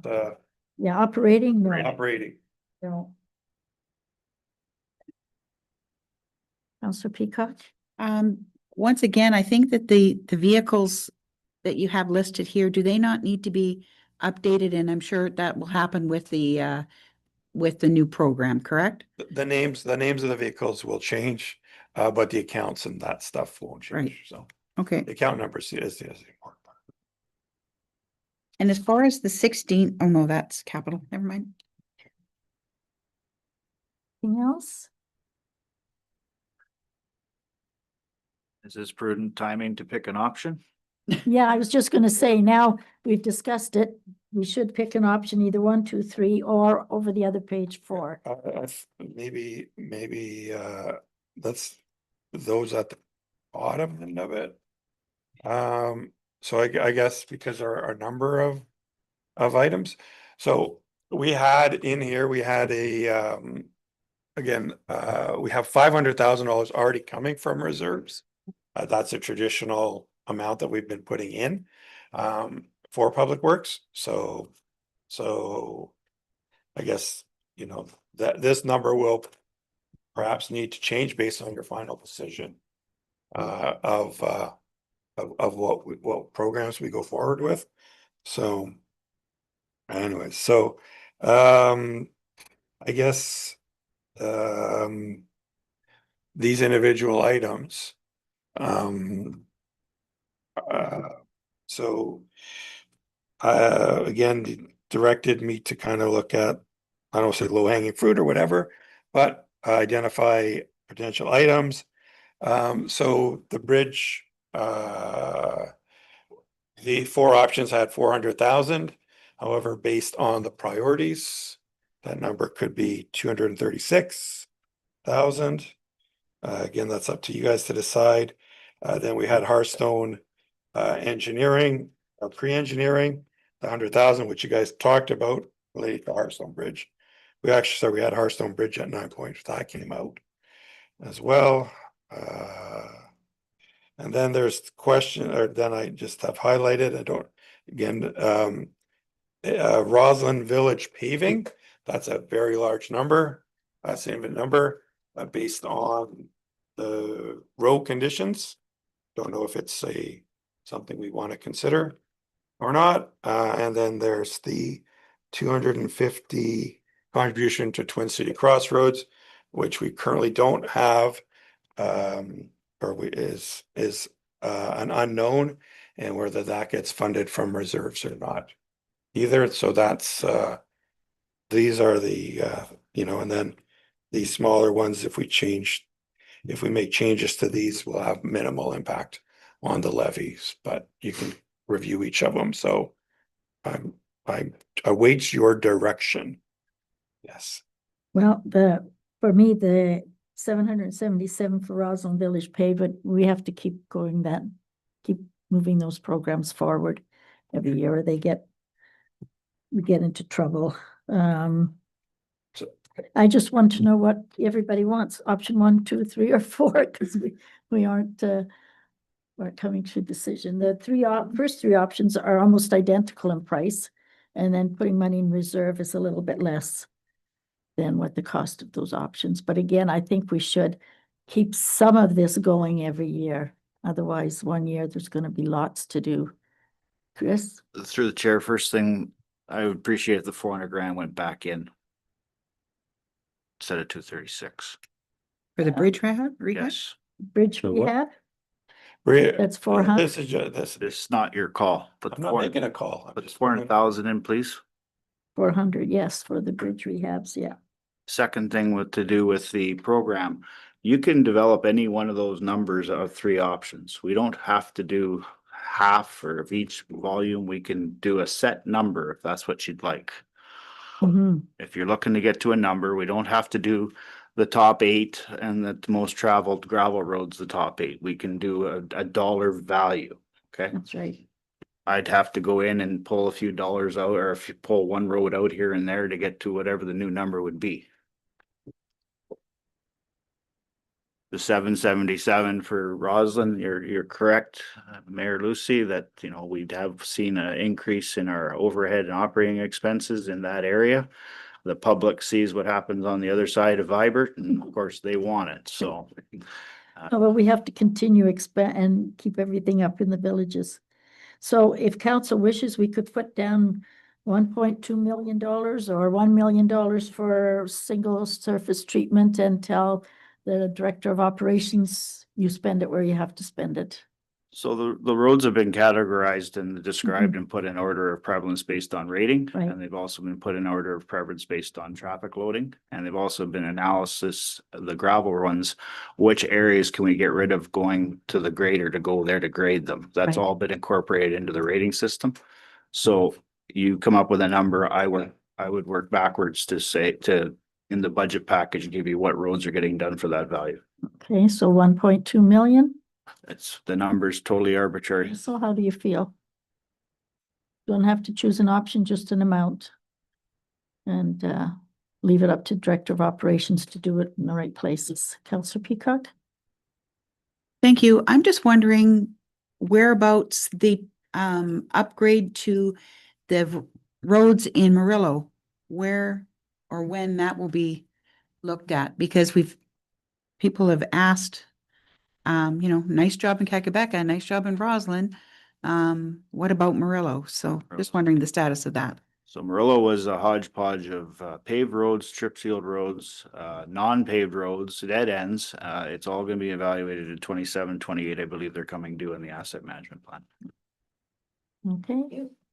Any comment, Councillor Campoff? So I guess, yeah, if we put a number on it and leave it up to the director of operations, where ultimately that's number 3.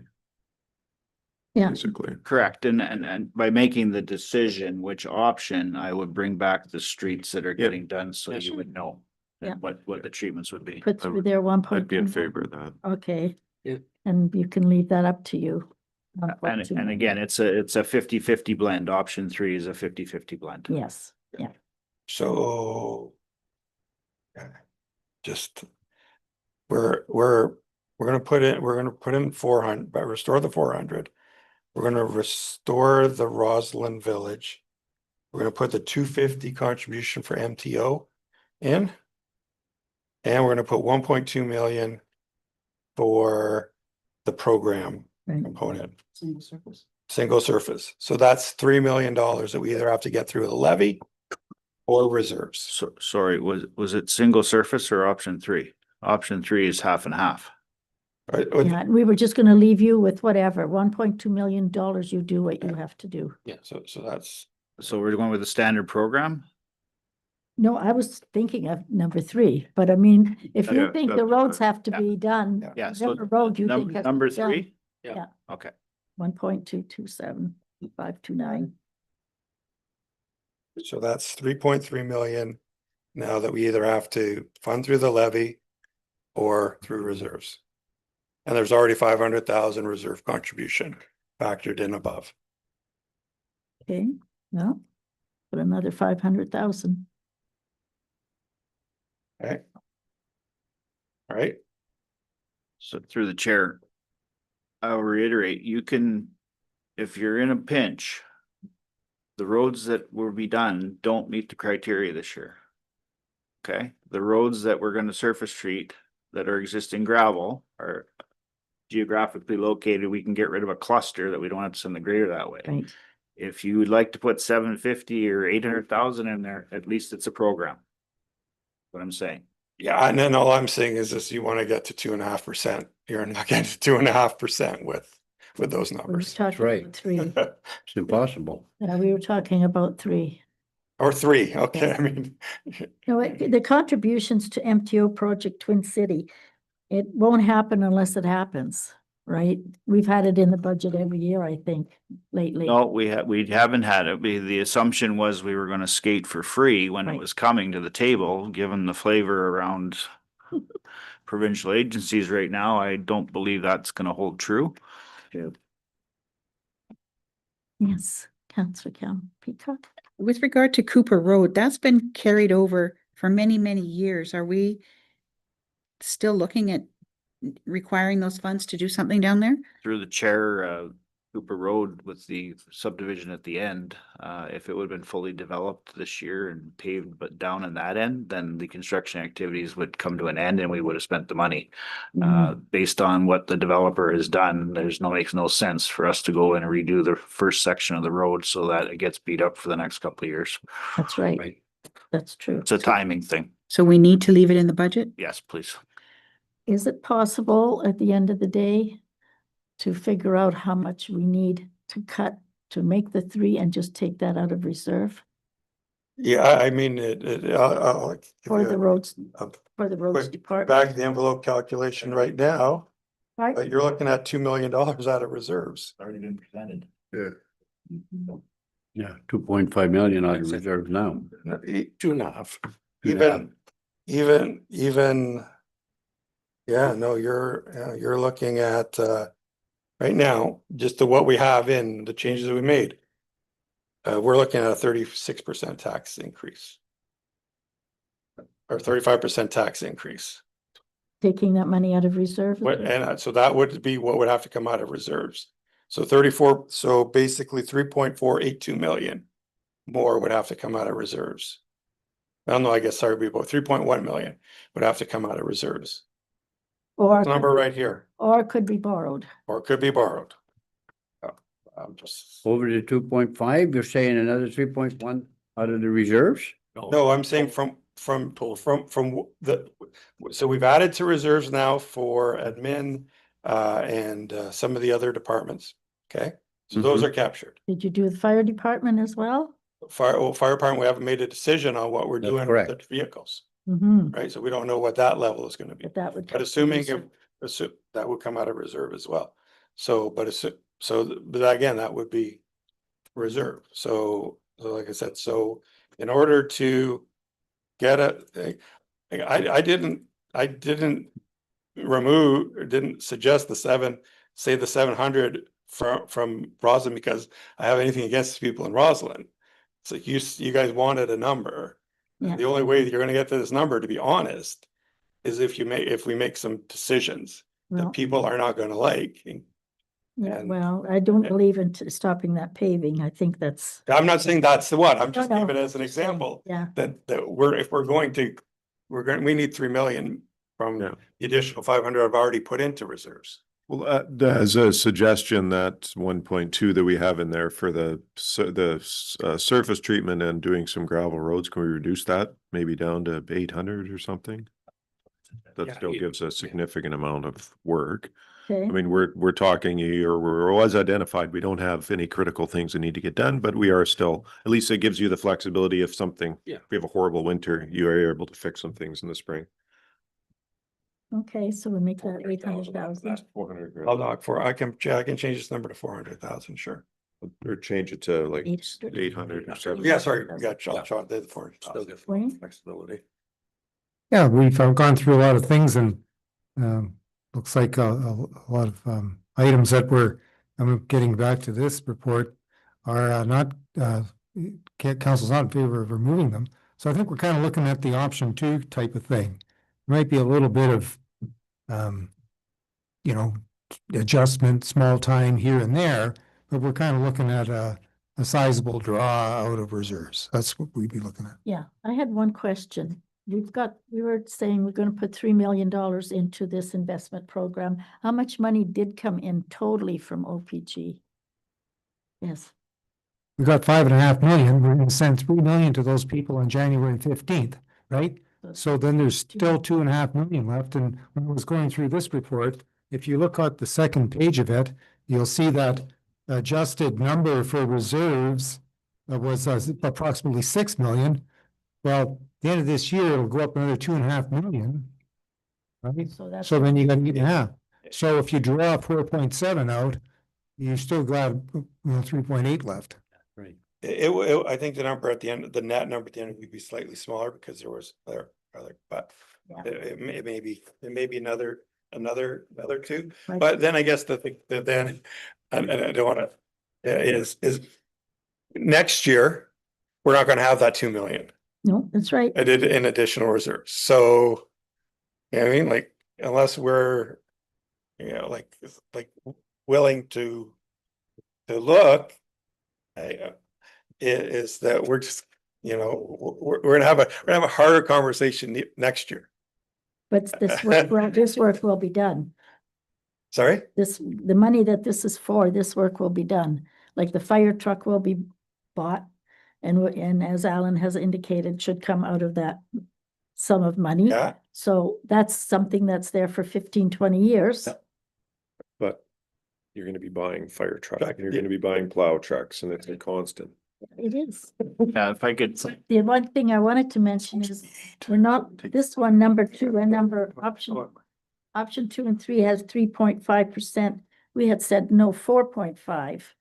Because you take the growth out, that's still a basis of 3% increase. So if you include the growth, it's 4.5% as an increase in taxes. Yeah, yeah, I'm not arguing with the math on option 2 or 3 or 4 or Yeah, anything. no, I'm just saying that was what we had talked about was 3% increase, but you have to add then that growth, so that's 4.5 approximately. Yeah, and then, so like I said, so where we're at, I mean, if we drop this down, it'll be another 4%, but we're still looking at, 25+% increase right Okay, now. no, Unless you move, like 2.5 million to, that's your play, is to move 2.5 million into reserves this year, or draw 2.5 million from reserves this year. That's your play, or borrow money. So I guess I'm just pointing this out. I mean, you guys have to make the decision. I Mhm. just want to make sure you guys understand. I don't know if you guys watched, there was a thing there was an episode of The Simpsons, and it's a good analogy. It's a terrible example, but a good analogy. And they were at a grocery store, and one of the characters that goes, "I want everything in one bag, but I don't want it to be heavy." Mhm. Right? And I think that's where we're at. And I just, Buy popcorn. I want all my groceries in the one bag, but I don't want that bag to be heavy. And I think that's where we're at. I want everything in the one bag, but I don't want that bag to be heavy. And Councillor so, Peacock? I have a concern that when you look at the schedule that was provided with our budget with regard to the reserve estimates, throughout the year, we have approved so many things that were not budgeted for that are going to be drawing from our reserves. So in a true, like, to get an actual amount that we do have in the working funds reserve, like the plow chassis truck, 335,000, plus 47,000 from roads equipment reserves. We've had 26,000 for the tent installation. We've 19,000 for the diesel exhaust for the fire department. Over the year, $7,200 even just for the summer students because we didn't get funding. So I'm just concerned that the reserve fund, the totals that were presented have not had the additional expenditures that have been approved by this council included in those reserve funds. yeah, I think there were some counter items that didn't come out of the reserves as well. So that will balance out a little bit. But I understand Councillor Peacock's point. But I guess the larger point that I was making is we had this discussion a couple of meetings ago when we decided to get into the one jib, which was we put that money in the one jib because we didn't want to spend it all. If we left it, we would spend it all right away. And I'm just seeing, and I'm just sitting here, it's like, looks like we're just spending it all right away. It's left over. But what's left over all right away? And I would just didn't think that's what we wanted to do. So I guess that's why when I went through, I made some choices that, and then we talked about the one earlier that I thought had to be made to bring us down. So anyways, I'm just the treasurer and I work for it, but I'm just wanting to raise the fact that, it's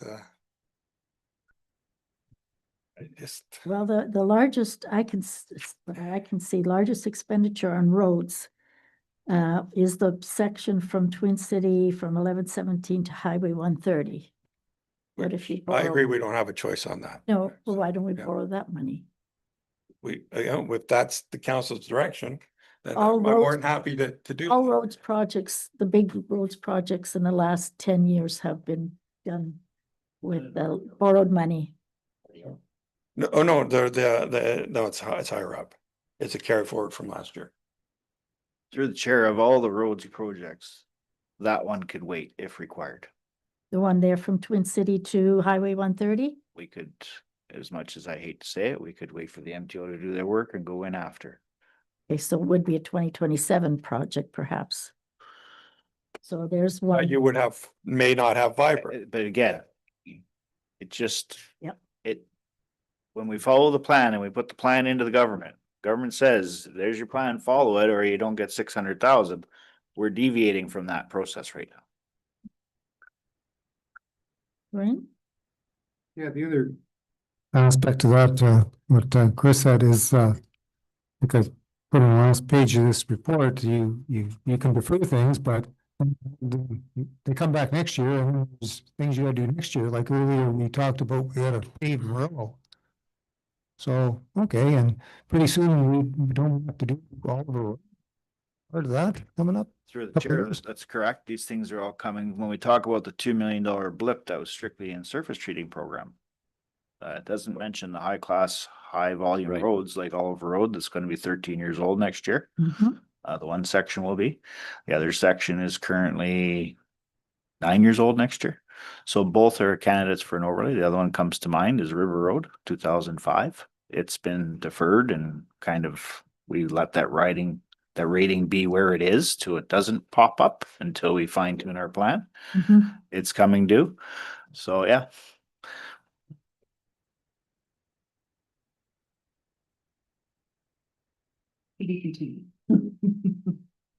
Through the chair, given the corridor and given the potential development in that corridor and given the MTO impact in that corridor, if we want to take the project off the books, that's fine. The road is not an imminent failure.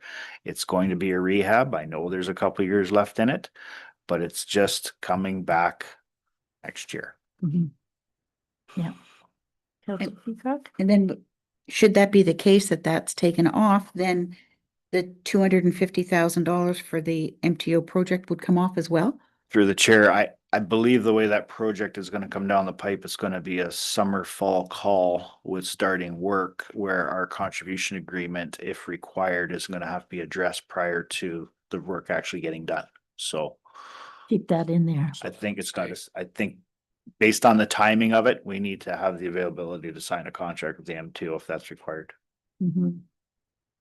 Councillor Kemphoff? So is there any detriment to doing the Twin City work in 26 and then having a bunch of other development stuff go on there and be detrimental to the work that we just did? Yeah, through the chair, the work that's gonna be done at Road A, we've encountered in that $1 million, $1,087,000, we put some stipulations in to work around that Road A interface. Mhm. We've also stopped short of both alignments with the MTO on both ends. So it's just the same as Kekabeka. We got in, go to a certain line and the MTO goes in second.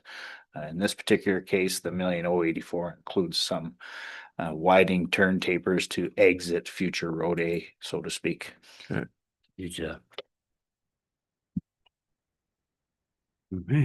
But like you said, it could be done after. Is there any detriment to doing it after? There's no, through the chair, there's no detriment on the road itself that currently Yeah. exists there today to do it after. Based on the development that's coming down, you may see some lot development next summer with some gravel being hauled and maybe some pipes and drainage going in, but the overall sales of those properties is driven by market conditions, obviously. It could take 2 to 3 years to fill that. Yeah. There's an opportunity in between that development timeline to do that work.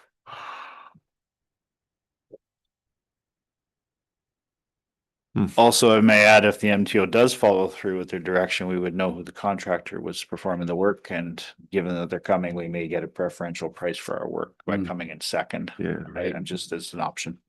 Right. Yeah, I think it's reasonable that we pull it out, because if the road is not, if we're not looking at imminent failure by continuing to leave it the way it is, if we do it in 27 or 28, it just means it lasts that much further into the future than doing it now, right? Yeah, through the chair, but what's Not not, that bad. no, it's not that bad. Through the chair, what also is not included is once the work in the intersection is done in 26 or 27, let's say.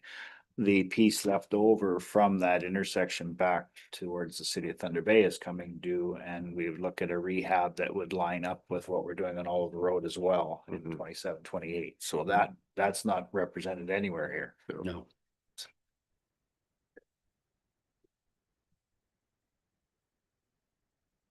So what's that got us down? So we want to remove defer the Well, I think. $1 million Mhm. and the 250 or just the No. million? No, the 250 Just the stays in. 250 in there.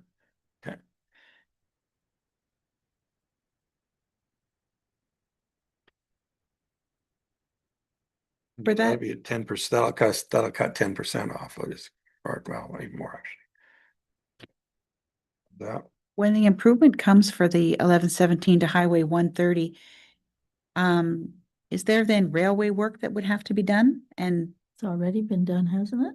Railway work is done this year. I know, Okay. it's concrete, boom, boom, boom, boom. And that is one of the things, like, you know, there is a divot going into Yeah. the tracks on both sides. We did identify that with the operating side to go patch that up for another year, that's all. Oh, I just noticed that. I went down it the other day.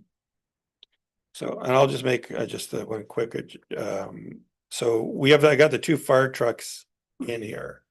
So right now with the 2 fire truck, or with all 3 fire trucks, I guess, sorry, is it a rescue, but my understanding from Sean is the rescue is required because the other one doesn't work at all, right? So anyways, it doesn't matter. Well, the other one's not gonna pass the safety Yeah, in so- September, so it's Yeah, out of service. it's gone, so we do need to replace 100%. So with the 2 fire trucks in and no reserve money for the fire trucks, we're at 19.9%. I thought Residential. I thought that it was And mentioned then that the if I fire put- trucks would come from reserve. I was gonna say, if I put, well, we said 650 is the number we had said. We hadn't settled on an actual number because the direction was for Wayne and Sean and I to go back and come up with Right. a plan. But again, if we go with, do you want to go all 1.4 million from reserves for the vehicles? If that would be. It looks like. So we're down to, So that's 640. we're down to after growth, probably 6% or so. So you take 640 and then you need another 700,000 out of it. 6%. 6%. With. It would, it'll Okay, be- there was something else that I found when I was perusing through this. Roslyn Kitchen. I don't have a problem with the Bay Area or, you know, all that stuff. But really, when you come down to it, I think that Roslyn is more of an, you know, you used to play volleyball in there and basketball. And Morello, I think if we concentrate on kitchen renovations, it should be in Morello, and I think you've already done that. Morello, Roslyn is fine, but I don't see the sense in getting all new cabinets. You use it once in a while for a tea or a meeting. The cabinets they have there, they might not be modern, but they're decent. The bar area, whatever, you have the fridge now, so you want to do that, which is perfect. I just wondering if we could bring that down a little bit by the cabinets. No, it's just because to me, if you're going to have a big meal, you're going to have it at the Morello Hall. We have 2 community centers. We don't have to stick to just one, but Roslyn is more of a, you know, people bring in donuts or whatever, and they make coffee or tea or whatever. They don't make a meal. Catered. Yes. Yeah, I'd actually already identified that in the quote low hanging fruit. So that 5.7 included having 0 for that, but Well, the kitchen it doesn't upgrade make a is big deal. 35,000, but I just think perhaps we should cut that out a little bit. You know, I know that the bar area was 12.5, so was the upgrade only cabinets to 35,000? Through the chair, it'd be the same as what we did in Merlot with the updated island and the new countertop that's friendlier for food residue, like we did in Merlot. Maybe we could defer that at least 1 year. And again, the floor is not falling apart. It's just aged and Yes. it's at end of life. So Yeah. it's presented for your option. Well, the flooring, I don't have a problem with the flooring itself. Is that the whole, including the kitchen, the 35,000 for No. flooring? That's just the main hall. Just the main hall. Okay, well, then the 35, would it be cheaper if we don't do the flooring in the kitchen? Will it be more expensive next time because that's all they do? They're two different types of floor. Oh, okay. Then I would suggest So like how often is that kitchen actually used for for cooking, capabilities? Through the chair, we do our rental policy agreements through operations clerk. We can get that information for you, but I'm guessing it's been twice this year, the actual kitchen. And Murillo's quite. Murillo it is gets more you. intense. And it's a Yeah. lot, it's a better kitchen in Oh, Murillo. it the is. kitchen, it's a bigger hall. If you're gonna have an event, that's where I would suggest. Yeah. I mean, the we could give pancake- the people the option if they want to have then you say, if you want a kitchen, go to Murillo. Yeah, there's two functions at Roslyn that are key to this kitchen. One is the pancake breakfast in February for the Roslyn Winter Carnival and the seniors tea, Stanley Williams Institute tea. And the spaghetti dinners? Yeah, Did they have? church spaghetti dinners, Yeah. they're content with what they have. Yeah. They haven't voiced a concern. No. Okay. So I would just maybe suggest, at least for this year, just as something I was thinking of, but knock the 35,000 out of that. I mean, putting new flooring in is a pretty big, and upgrading the bar, those are not small things either. No. So that's a big improvement for that hall. Yeah. Yeah, if the flooring stays in, again, the one institute that needs the flooring that would like it would be the church groups. Yes. And more of a civilized affair, and a winter, Christmas tea. Mhm. 197 people with their sorrels on in the middle of February, the floor doesn't need to be changed. Do you feel that that's a good estimate with regard to the septic field issues, or Through should the- we through the- add to that? Through the chair, that's fine. So are you suggesting just to remove the 135 or the flooring as well? It's identified as being aged. Mhm. It's identified as for the various users that use that facility. It doesn't meet the needs of certain users. And it's on the radar. Let's call it that. Yeah. So what does council I think believe? take both of them out for now. Both. Okay, that's 70,000 there. The reconfiguration, as I mentioned on Monday, the reconfiguration of the bar area is related to the custodial area. That needs to get Yes, isolated from each other. So with the No, advent that- of the new I- fridge, we're gonna try to dress it up. I believe that should be left in there, yes. Okay. Okay, oh, sorry, the flooring is in or the bars? Flooring's out, bars in, septic's in. And the kitchen upgrade is out too. Yeah. Yeah. So it's 70,000. 70 out. Yeah. So, and the 32.5 is funded through the levy or reserves, or in the past, we've taken most of the capital stuff from reserves, but Oh, I'm looking at the wrong one here. sorry, It's levy right now. it's levy right now, yeah. So it's up to you, guys. I mean, I think it's appropriate levy. It's not like these buildings put money back into the reserves. So, And we haven't got as far as the Roslyn Village water system yet. No, so yeah, So- SNEMS would be next, but I don't think there's anything we can change. I got a raise. South garage. That's Again, that's not no discussions on that one. Then comes trouble. Streetlights, $1,000 yesterday, was, Pardon? $11,000 yesterday. Just fix it. votes. Oh, please. No, Oakley's not mine. Oh, okay. Yeah, the big hit there is the 85,000. Somebody- Comes through with the Okay. MTO's lights. Who did it? Drive by and drive away. Will there be one vehicle Little dent, having a little dent in her. pretty easy look and finding place when you see a big round hole in it somewhere? Made my day. Okay, well. And then the final one is the water. Which is, I don't see anything there that, Oh, there is a change, sorry, there is a change. Maybe Wayne was gonna adjust it, but I did increase the aqua water by $20,000 from the version you saw, From 85,000? 85 to 105. So can we maybe sell the Netflix rights to the movie about the Roslyn Village water system?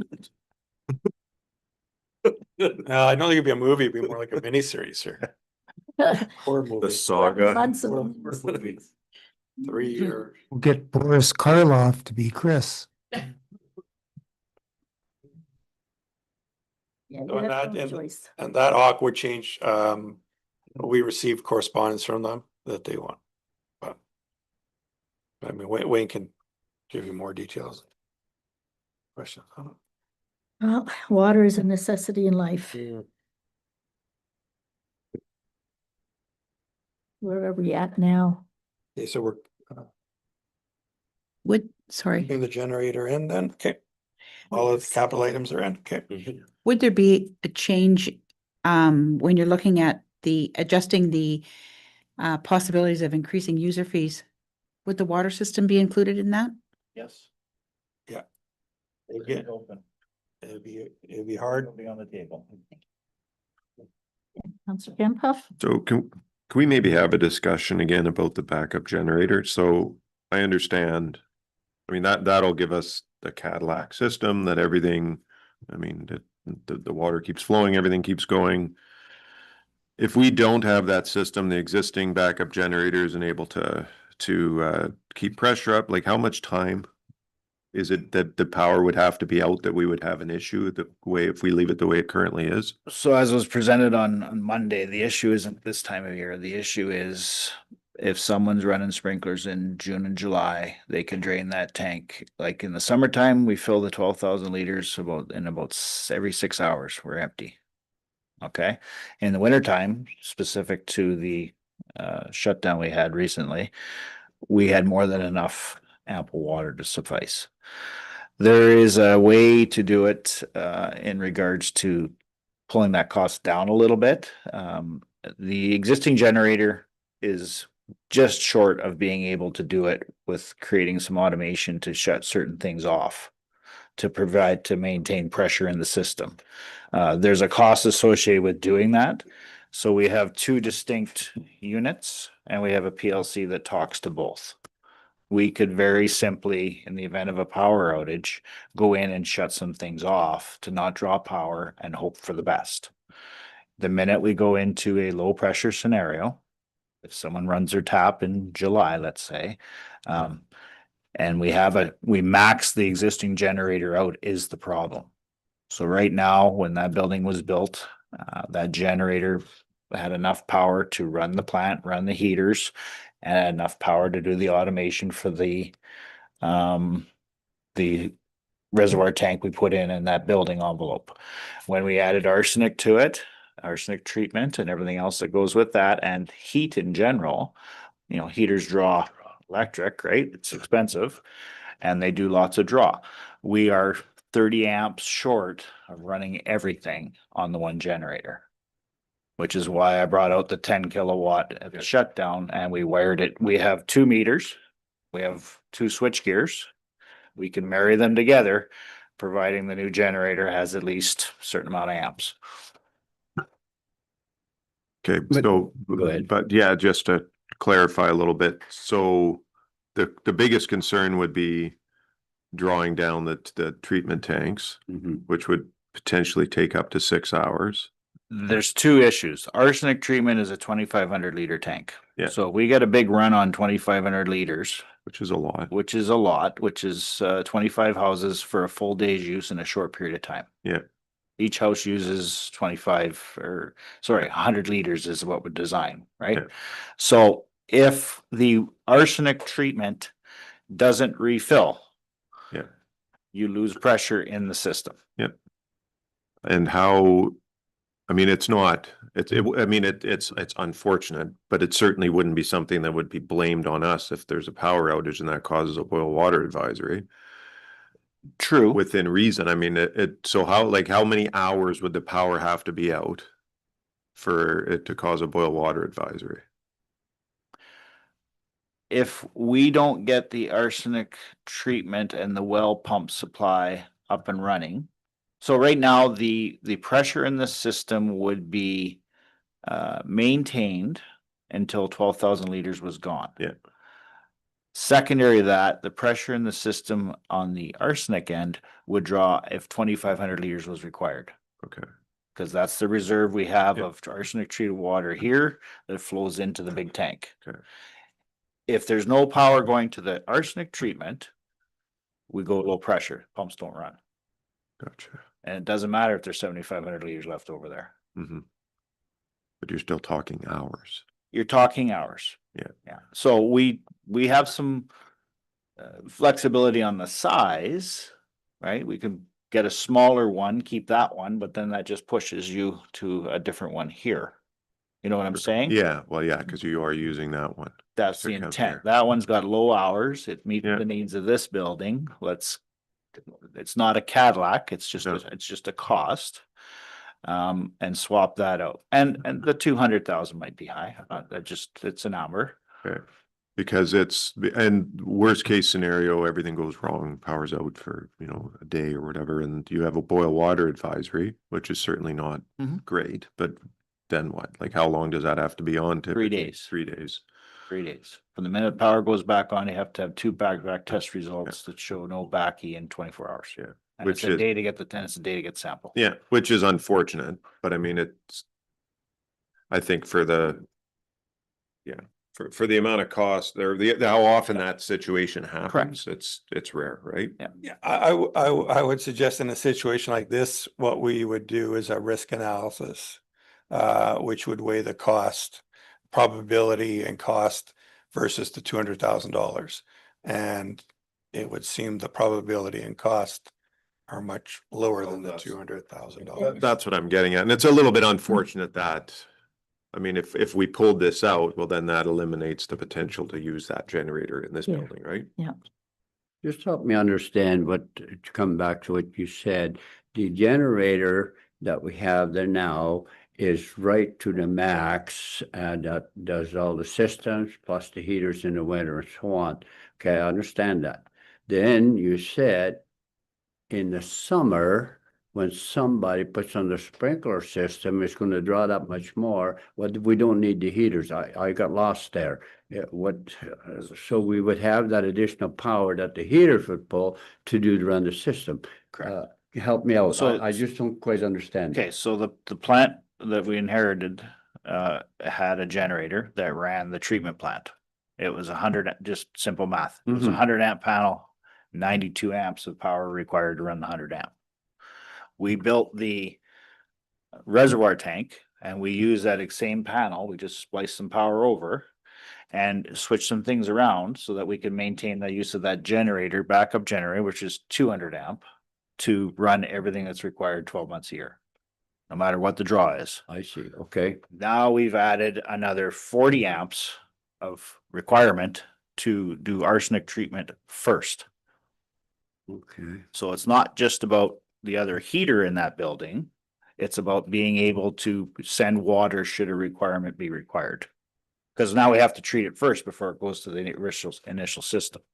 You maybe don't want to upset that system because that might make a mess with the arsenic treatment as well, right? It's You a don't fairly, yeah, it's a fairly bulletproof. The long and the short, we had a generator that's maxed out to run what we had, Yeah. can run what we have, provided a non-extended power outage as far as the risk liability goes. Mm. 11 hours in the summertime, if we don't get the notice out to the people, say, hey, power's off, don't wire your lawn. Yes, That's- that'd be the cheapest solution, have somebody drive through the Yeah. village, line, Yeah. turn off your water. Absolutely. And we could isolate the individuals, right? We can go turn the curb stops off, turn 32 people off and keep the pressure in the line. Yeah. We could do that. Yeah. Right. Yeah, if I may, it may be reasonable to just let people know that, Yeah. the system can't handle watering your lawn and everybody's gonna know the power's out. Yep. So like We did that. and there should be enough Common sense. community engagement with each other that would probably, like, hey, what are you doing? Power's out, turn your sprinkler off. Yeah, so my hang up wasn't with the potential drawdown of the system. during that extended outage. It was the analysis performed by the government agencies that said, what are you going to do to prevent this from happening? Yeah, So I understand you can't cut it off in section. You see, all I know a little bit what we have at home, I have a backup system in there, which does just the key things like the water, the furnace, the air, the fridge and so on, and some of the other things are not, they don't come EV. through that panel. So I don't require, like a Generac does your whole house, but mine doesn't. But from what I hear, but you can't cut areas off. You need to have that whole system running, okay? It That's would, what I it would understand? not be ideal to have a system go in there or a person and have a procedure for an extended power outage and shut this and this off. Right? And then that person has to go back and turn it back on. Yeah, Or do the automation aspect of Yeah. it, which we could do, which is not presented in the price. okay. Right now, a generator of that size can drop in one wire and Yeah. we're covered. I hear you. Okay. So the further thing too, though, is that it would have to be an unscheduled outage really, because like Bernie Yeah. says, if it's scheduled, we go to everyone and say, That's right. so, Exactly. If it's scheduled, we do exactly what we did last time. Yeah. We let the 20 kilowatt kick in, handle the main plant, and I go get a 10 kilowatt on behind my truck and pay $2,900, whatever the bill was for the day or two, whatever it was, drop it in, plug it in. yeah, like for all the years that I've lived where we live in Stanley, this is the first time ever for us. Yeah. Second time ever. This one was scheduled and we had a power outage many years ago that went on for 2 or 3 days. And we were, I think, about a day and a half before we got it back. So it's not that often that you have a full day of power outage. so just say it was a 5% probability, you'd be looking at least $1 million of damages in a risk assessment model to justify the cost. Right? Yeah, I just want to back up and look at our overall generator situation. The generator we had here, we took to Northwest Arena because we need that to keep the ice going, right? So now we're out of generator. So if we cut this one, then we got 2 generators for 3 sites. Northwest. Is that what we want to do? We bring it back here? One for Norwest is gone. Norwest is on a trailer. Yeah. It's in storage again for the next potential use. Yeah, like we said the thing on the trailer, that's right. No, that went to Norwest. Yeah, that's me, West, Yeah. right? So we have 3 generators for the 3 sites. We have to have 2 generators for 3 sites. Correct. Yeah, Morello's got their own. Yeah, Merlot doesn't, Merlot Merlot doesn't come into context here. So. So the idea of taking generator back here, that's not sensible, right? The idea is to keep the ice going there. You have a shorter window with ice with no refrigeration than you do with potentially water. Okay, so now we got generator at the office then, unless we get the one from there. And when we talk about risk and liability and Clean Drinking Water Act trumps all that. Penalties are more severe than just somebody not having ice, right?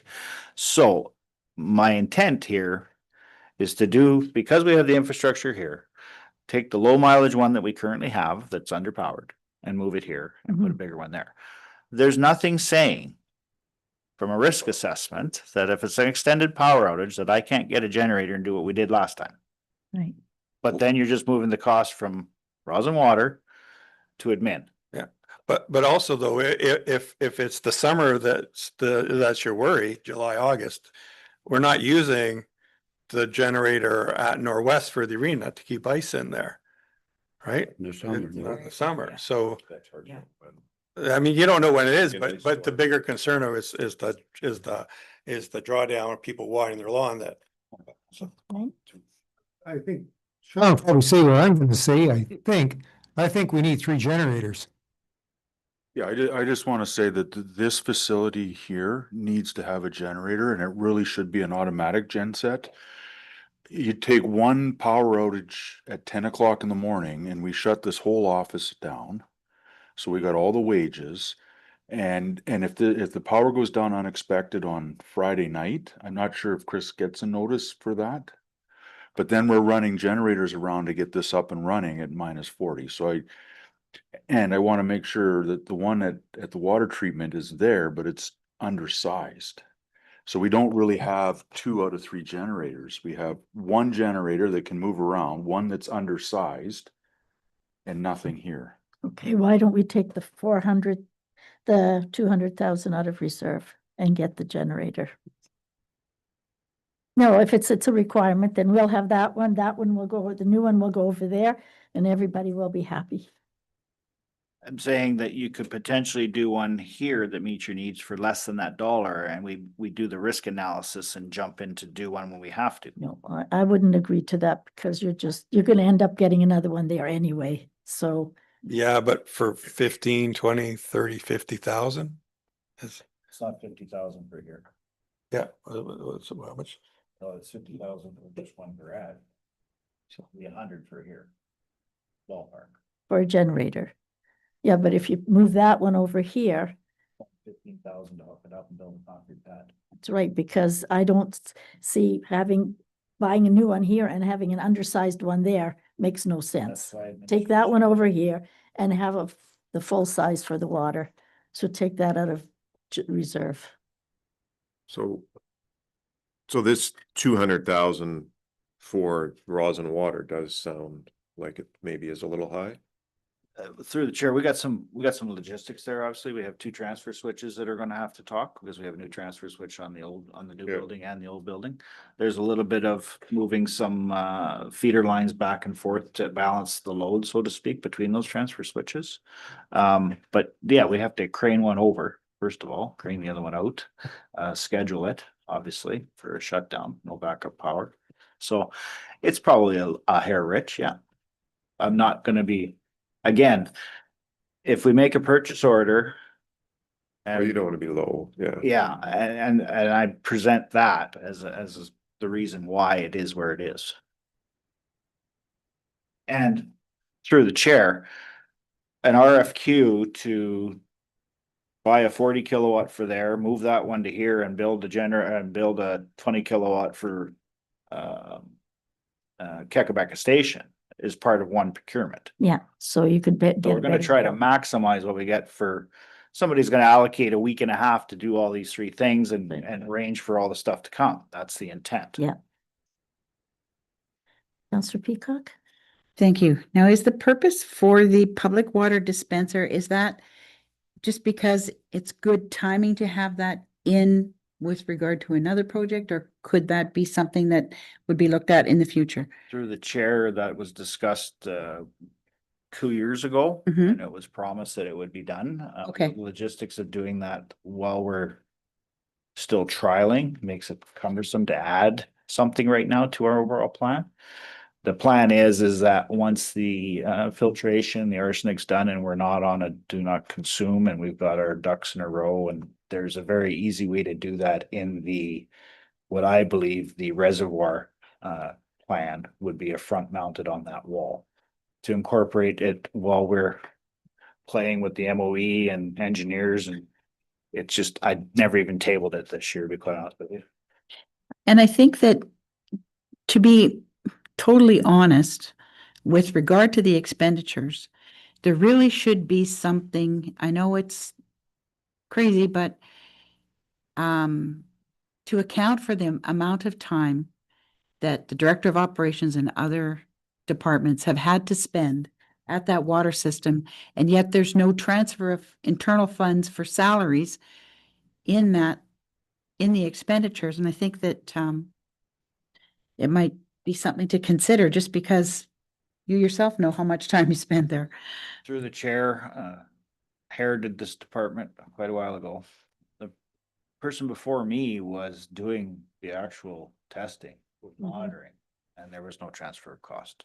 This budget template hasn't changed in 25 years. That's what I'm saying, like. I don't think, based on the desire or based on how the bylaw is written, whereas it's a user pay back in the day, and it still exists as a user pay bylaw, there was any flavor to put more costs onto the system. Right. Okay, so what are we at now? 28 or 18 or?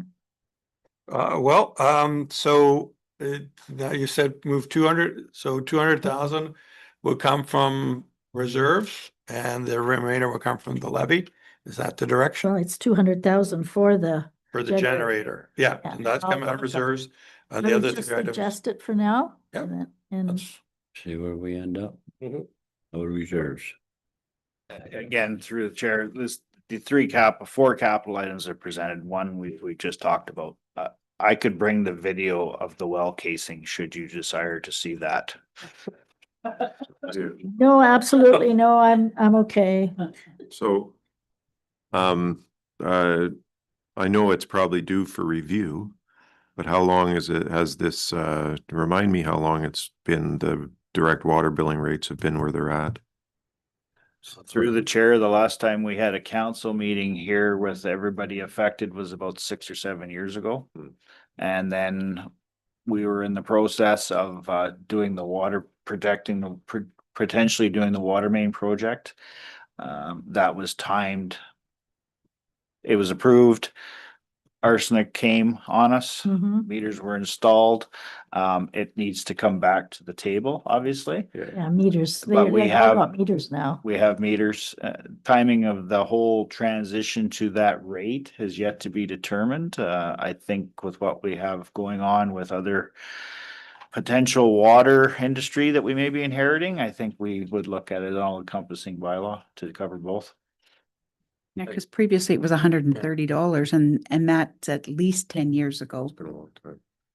Yeah, through the chair, it went to 150. 155. 155, and that's been prior to construction. I think that was after COVID though, if I'm not mistaken. I'm not suggesting we bump it up while they can't drink the water. Oh, but again, we have been reading everybody's meter Yeah. since they've been there. We have, 18, 20 months of history for each address, Mhm. by month, by date. We know what our cost is. Yeah, so now it's be time to look at the rates. Once it's potable. Once it's potable, yes. Yes, Because I think, correct me if I'm wrong, and the other counselors around this table will know better than I for sure. But was that water system not supposed to be cost recovery by the users? It is. It is, always that's what has the been. bylaw states. Right. Yeah, exactly that. Right now, they're paying about 2,000 a year first if you have 30 people on it. So There's it's, been some Mm. extenuating circumstances, obviously, exactly. but it needs to move closer to that. But with the new way where it's gonna be like a flat rate plus user consumption eventually. Through the chair, we've done a deep dive, so to speak, in what a city bill, what it presents. We've had some discussions with the service provider in Whitewater and what his monthly bill looks like. It was graciously provided us by a previous counselor that lived Yes. there. We're looking at the same sort of model. And again, just for clarity, the city rate is accelerated over and above a normal person in the city of Thunder Bay at Whitewater. Given the small usership here, we're not gonna be, I don't know where it's all gonna land, but that's a good guideline is what's going on over there. Yeah. But the delivery charge and our upfront costs are a heck of a lot more on this little system than they are over there, so. need more people on the water system. Yes, Wayne? Yeah, I had to put rates in for meters before, and way to look at it is you have to look at your costs first and try to determine which ones are variable, and which ones are fixed. And then your fixed charge for people is based on your fixed costs, and your variable charge to people is based on your variable costs.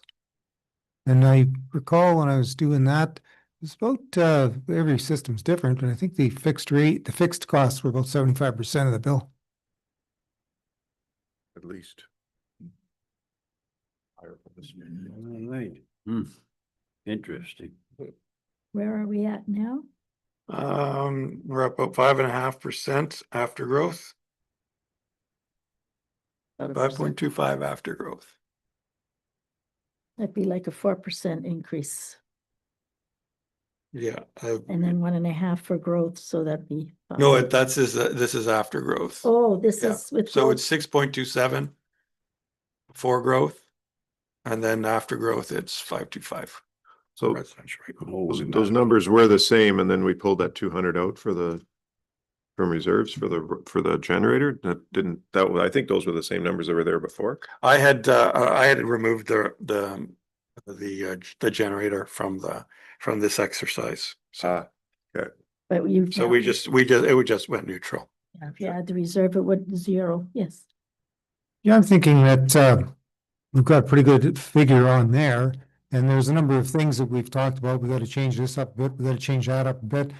I think it's a position now where the administration can draft up number 2 of this budget 2026 and bring it back on the 16th, and we'll see where we are. But you'll be looking at something that is in that 4.5 range, that including the growth. Councillor Peacock? And is it possible to have a better idea as to what our transfers are going to, or our reserves are going to look like once the resolutions have been approved by council for dips into the reserve throughout the year? Those, if you want to, I can add those. Since you already put on a spreadsheet, you want to send me the spreadsheet? I'll put those in the latest update. Wayne?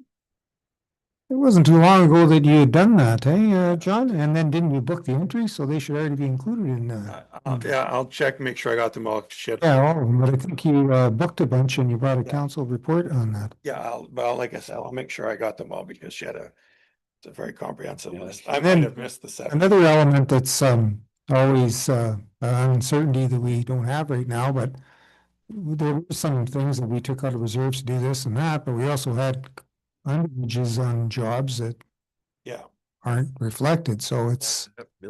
Yeah, I believe that's a comment. I made that to Mhm. her, that some of the stuff that we had from reserves Right. were canceled. So that's why I said it Right. wasn't as dire as Councillor Peacock All right. had presented. Just But about 142. Alrighty, we have a resolution.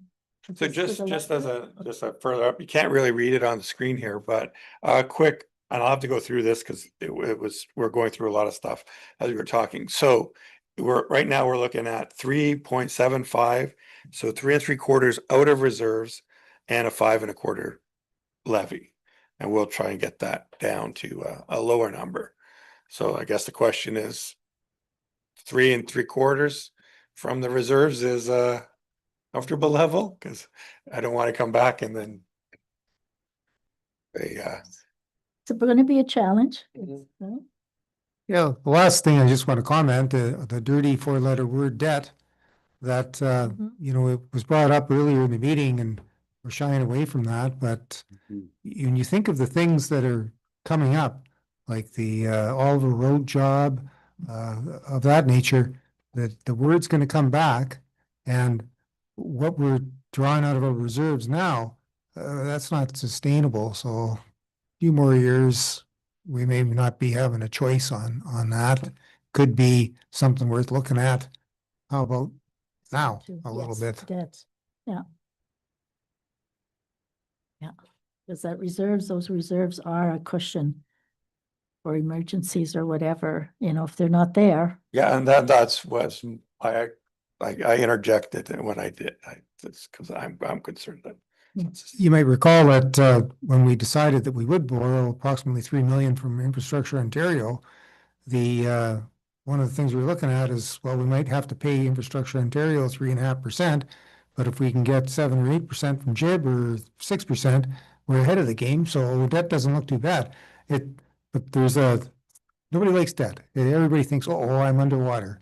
But sometimes it's a useful tool to get you through certain periods in your budget cycles.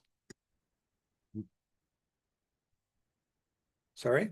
We can't be in debt, can we? Yes, you can. Oh, yeah. Well, yeah, I mean, I You just, got the you slide. can't, I put it right here. You have to, you can't, I know what you're saying. You Yeah. can't be in debt. If you're look like you're gonna have a credit balance, you better take it out of reserve or get a loan. It's when a municipality hasn't got enough assets or enough reserves that a bank says, no, we're not giving you money. That's bad. Yeah. That's bad. Okay, the next item that we had on our meeting was the letter we received from Heather Holland, the CEO of the Oliver Papunch Library. They are asking to receive their funding, 2025 funding, which they haven't received yet, of $11,917. The resolution has been moved and seconded to give them or provide them with that funding, and they will repay us when they get their provincial funding. Any further discussion? All in favor? Opposed? Carried. And then we have the confirming bylaw, confirming our meeting of the day today. It's been moved and seconded. All in favor? Opposed? Carried. And we have a resolution moved and seconded to adjourn the meeting, budget meeting of today at 12:03 p.m. It's been moved and seconded. All in favor? Opposed? Carried.